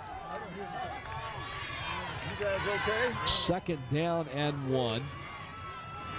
Tolliver gives it to the 1st man. That's number 11, Badger, the fullback. He'll get stopped for possibly a yard's loss on the play. Number 90, James Friend, who's been put in on some short yardage situations. That time, I like Friend's tackle. He grabbed him and he sat down. All I got He didn't try to wrestle him. He just got him like and he sat down and pulled him right on down on top of him. So James Friend with a nice stop for the Bruins. Hey, whatever works, right? That worked beautifully. Now he's out because his helmet came off. He's out. 3rd and 2. Lane, the only one in the backfield. He gets the ball and is hit immediately, but of course, it's Lane. He gets 2 more yards before he comes to a complete stop. He'll be close to the 1st down. It depends on where they mark it. And if that's a 1st down, it's a generous spot. I can't see the backside, but they gave him a good spot. And that may be just enough for the first down. I'm going to defer to you on this one. I can't see from here. It is. I mean, the ball's right on the yard line. That's a good spot for the Phantoms. Let's see what he got here. They got the first down by a nose of the football. First down for the Phantoms. So Lane does it again, getting hit and then just continuing to move and get more yardage until he gets that first down. He has been a workhorse today. And what it does is not only move the football, which isn't as important right now as moving the clock. And the clock is now going. Bethel has one timeout remaining, and it's going to be tough to try to stop this Phantom drive. They need a turnover. They're going for the turnovers now. This time they get dropped for a loss as the Bruin defense was in the backfield quickly and Lane had nowhere to go. So it'll be second down and 11 now with about 2:06 left to go. And James Friend comes off limping a little bit, but he was in again in defensive line. He's played very well. I think he's been in the ball game 6 or 7 plays. I think he's played very well. Had one false start, one encroachment, but other than that, he's made some good stops for the Bruins. Like there's somebody new in the backfield, but the ball goes to That's DeQuan Lane, who number just 9 Lane again. Now they call the timeout. Bethel's last timeout, I believe. Thompson there helping to make the stop. Second down. Ball after that. Picked up. That's a nice run by Lane. Of course, that's getting redundant. Yeah. Here he comes again. He's just slick. Moves sideways very well. Third down and There he goes. That one little half step to the right. Brought down that time by a guy on the ground, DeAndre Thompson, for the Bruins, a sophomore, 6'2" sophomore. So Lane now with how many yards, Frank? 201 carries. I mean, 201 yards on 23 carries, so up close to 10 yards a carry. And that brings us to something we need to do right about now, and that's to think about the player of the game. And I have no problem, because I know you and I are pretty comfortable about who we've been talking about right now for players of the game. And I'm just going to say that for Phoebus, DeQuan Lane. I mean, what an afternoon he's had. He gets the start today, and he makes everything. He does as well as you could do. 200 and some yards for Lane as the tailback for the Phantoms. Bethel's a little tighter. It was tighter, but you and I both agree that this young man has just played a whale of a game all over the place. Jesse Williams, the receiver, his key receptions gave Bethel their touchdown. There's a penalty, I think, on Phoebus, which is going to stop the clock, which is all Bethel cares about. Yeah. On that play, Lane got it again, and he'll probably end up getting it as often as they can give it to him. He picked up a yard, but we'll have to see what the flag is for. Yeah, if that's a 5-yard penalty, they're bound to decline it and give up the yard and get the down out of the way. No flag. No flag.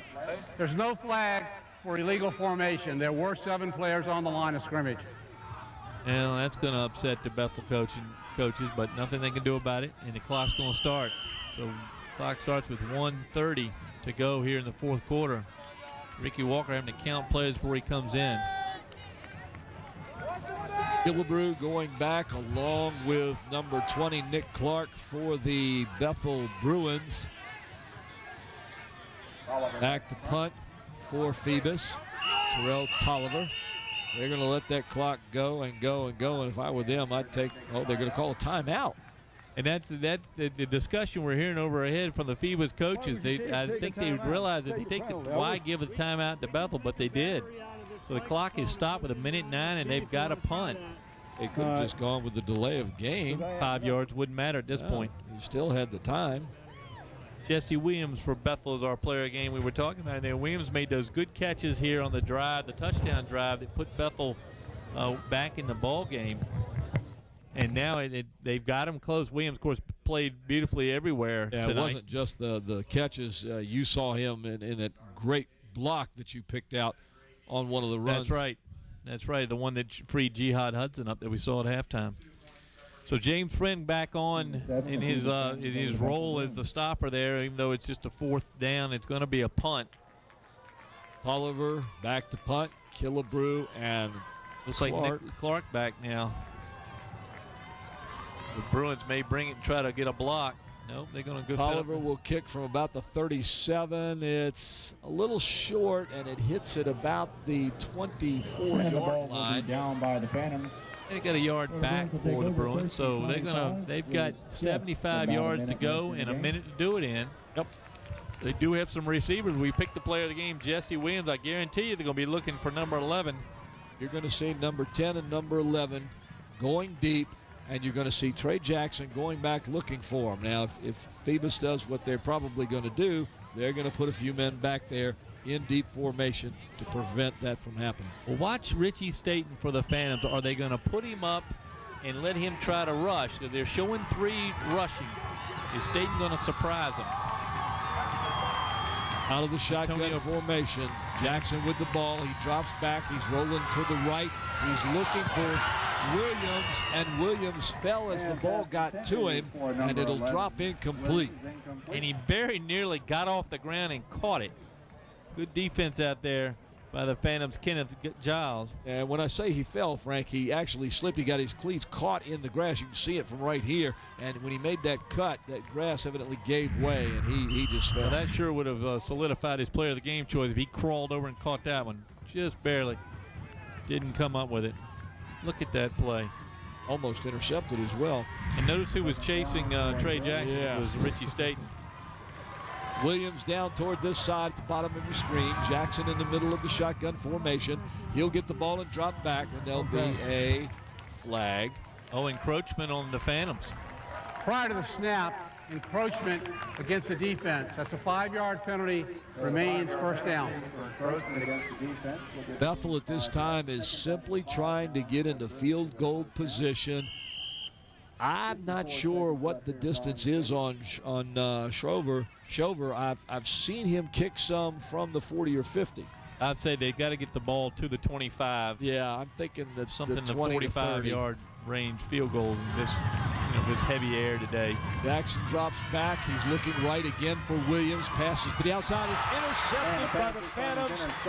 Number 21. Richie Staten with pardon the term, idiotic play after it. There was the man was down, and Staten just picked up a personal foul after it. But it is not going to eliminate the interception. Interception was made by Kenneth Giles. What a great catch by him. He read that all the way. On the play, there was an interception by the defense. Too late. After the play, there was a dead ball, personal foul against Phoebus. It is Phoebus's ball, 1st and 10. And here comes a personal foul. They're not going to mark show 15. it. Staten, who had played a very good game, just gave up 15 yards on a silly play. But that's going to give the Phantoms the ball, and that's going to do it. 48 seconds left in this game, and all the Phantoms have to do now is take 2 kneels. They played a whale of a game, but so has Bethel. We've seen some fantastic plays. We've seen some unique plays, and we've seen a lot of penalties. Well, we've seen for the second week in a row that Phoebus, with its system, is able to overcome 13 penalties on 120 yards and a very good Bethel Bruin team to eke out its 5th win of the year. They are going to go to 5-0 on the season, 4-0 in district. Bethel drops into a tie with the Crabbers at 3-1 for the 2nd place spot in the district. Oliver takes the knee, and I've got to say something about that Phoebus offensive line, because we have Lane in the backfield running today, who runs for over 200 yards behind a Phoebus line that continued to open holes for him, and he used his speed, and he used his, I don't know what to call it other than anything but bullishness, to knock over tacklers and continue to get yardage when it looked like he stopped. So, Paul, he got his chance today, and boy, did he make the most of it. Yes, and he did. What the sideways, the moves he put on, the shakes and the shivers he gave Bethel. And Bethel, I see one of their players out there with his head down. He nothing to be ashamed of. Great playing by the Bruins today. Phoebus just too much system, too much line play, and despite the penalties, which I'm sure Coach Blunt is going to just have their head for, they were able to pull out a very good win. Lane certainly earned his Player of the Game honors. He sure did. There's no question about it. This whole Phoebus Phantom team did that. And there's Big Walt leading the line, coming across, and I got to tell you, that's symbolic of the game right there, because he's sure on the one touchdown run, he basically sucked Lane across behind him. It's the vacuum he created by pushing his man out of the way, pulled the running back right behind him. So Walt Brantley with another great ball game out of his guard spot. The one thing we're seeing, Paul, from the teams that are excelling in the Peninsula District is a superb offensive line play. These running backs need to buy these guys meals. With Walt Brantley, it's going to cost Daquan Lane a lot, but you got to buy these guys a meal. They have really, they have opened holes today for Lane and for Badger when he carried the ball a couple of times, and have led to a good win here for the Phantoms. I know they're glad to get out of here. Oh, yeah, and what you're saying, Frank, is what we've known for years and years and years. Phoebus has always had that great front line, and everybody says what great running backs they have, but you can't run the ball unless the people in front open up holes and move the other people out of the way. And they've always been able to do that. We've talked about that for many, many years. And the system works. I mean, they've got a system at Phoebus here. They plug in the people to it, and those people just go with the system, and the system does its job. And Lane picks up over 200 yards today. And you can't teach the veteran experience of Mark Wilson and Harry Lewis, Jamal Earls, Big Walt, and then Tariq Bailey, and then the replacement for him, I believe it was Carlos Henderson, came in there toward the end, had one bad snap, but was able to Phantoms were able to finish it up. And I'm sure if Bailey's able to go next week, we'll have him back. If he's not, that Henderson will get a lot of snaps in practice, pardon the pun, because he's the center, and they'll be back at it. But the line play really carried Phoebus, and it made it worthwhile to come back today to finish this game, didn't it? It sure did. And don't sell Bethel short. That team is really where they need to be. They've bought into Coach Hooker's system. They've come out here. They've learned how to win. They played Phoebus toe-to-toe today. Trey Jackson is doing a good job at quarterback. Hudson in the backfield. Blue is really turning it on. And then even guys like Moore and Dinkus who come in and contribute, do a tremendous job. And then you got guys like Sweetenberg who just does everything all over the place. This is a team on the move, and they're going to do well. Well, I've been impressed with them, impressed with what Coach Hooker's doing there, and I'm pleased. I think Bethel's here to stay. Of course, I'm told that they'll get stronger as the next couple of years go on, and I see it here. I see a lot of the young guys playing well, and again, I'm sure Coach Hooker's telling them there's nothing to be ashamed of. They're in this race. They're in a race for a playoff spot, and that's all you want to do. You want to get in the playoffs. And that's what it looks like both these teams are going to do. Well, that's going to be it from Darling Stadium, September the 29th. It's Saturday afternoon. We just watched the Bethel Bruins and the Phoebus Phantoms battle to a great game, with the Phantoms ending up the winners 19-17. So, from Paul Rowe, along with Frank Edgar, along with Bob Hintz, along with Brent Musgrove, and all the other members of our staff, good night, and we'll see you at the next game. Today's game was sponsored by the Grey Goose Restaurant, located on West Queensway in Hampton. Enjoy a wide selection of breakfast and lunch dishes, sure to please your appetite. Follow the Grey Goose Restaurant on Facebook, the restaurant that is also a bakery. Smith Brothers Funeral Home of Hampton is located in Phoebus, has been serving the community since 1862. Smith Brothers are here to serve your needs. The funeral director is Andrew T. Smith, Jr. Rico's Pizza, located at 55 West Mercury Boulevard in the Langley Square Shopping Center. Rico's Pizza is sure to hit the spot after the game. Call 723-6850 today to place your order. Tidewater Team Sports, located at 11839B Cannon Boulevard in Oyster Point, Newport News. Tidewater Team Sports is your one-stop sports headquarters for screen printing, embroidery, uniforms, and apparel. Call 594-0411 and talk to David Chubb or Terry McNamara. Today's game was sponsored in part by the attorneys at Kaufman & Knowles, with offices in Hampton on Cunningham Drive across from Peninsula Town Center and in Newport News at City Center. Kaufman & Knowles. We can and we will. Beach Hardware, located at 1951 East Pembroke Avenue in the Buck Row Shopping Center. Beach Hardware is your friendly local hardware store with everything you need to maintain your home inside and out. Eric Thompson Realtor. Contact Eric to buy or sell a home or property. Give Eric a call at 685-3172 or email him at eric@findhrhomes.com.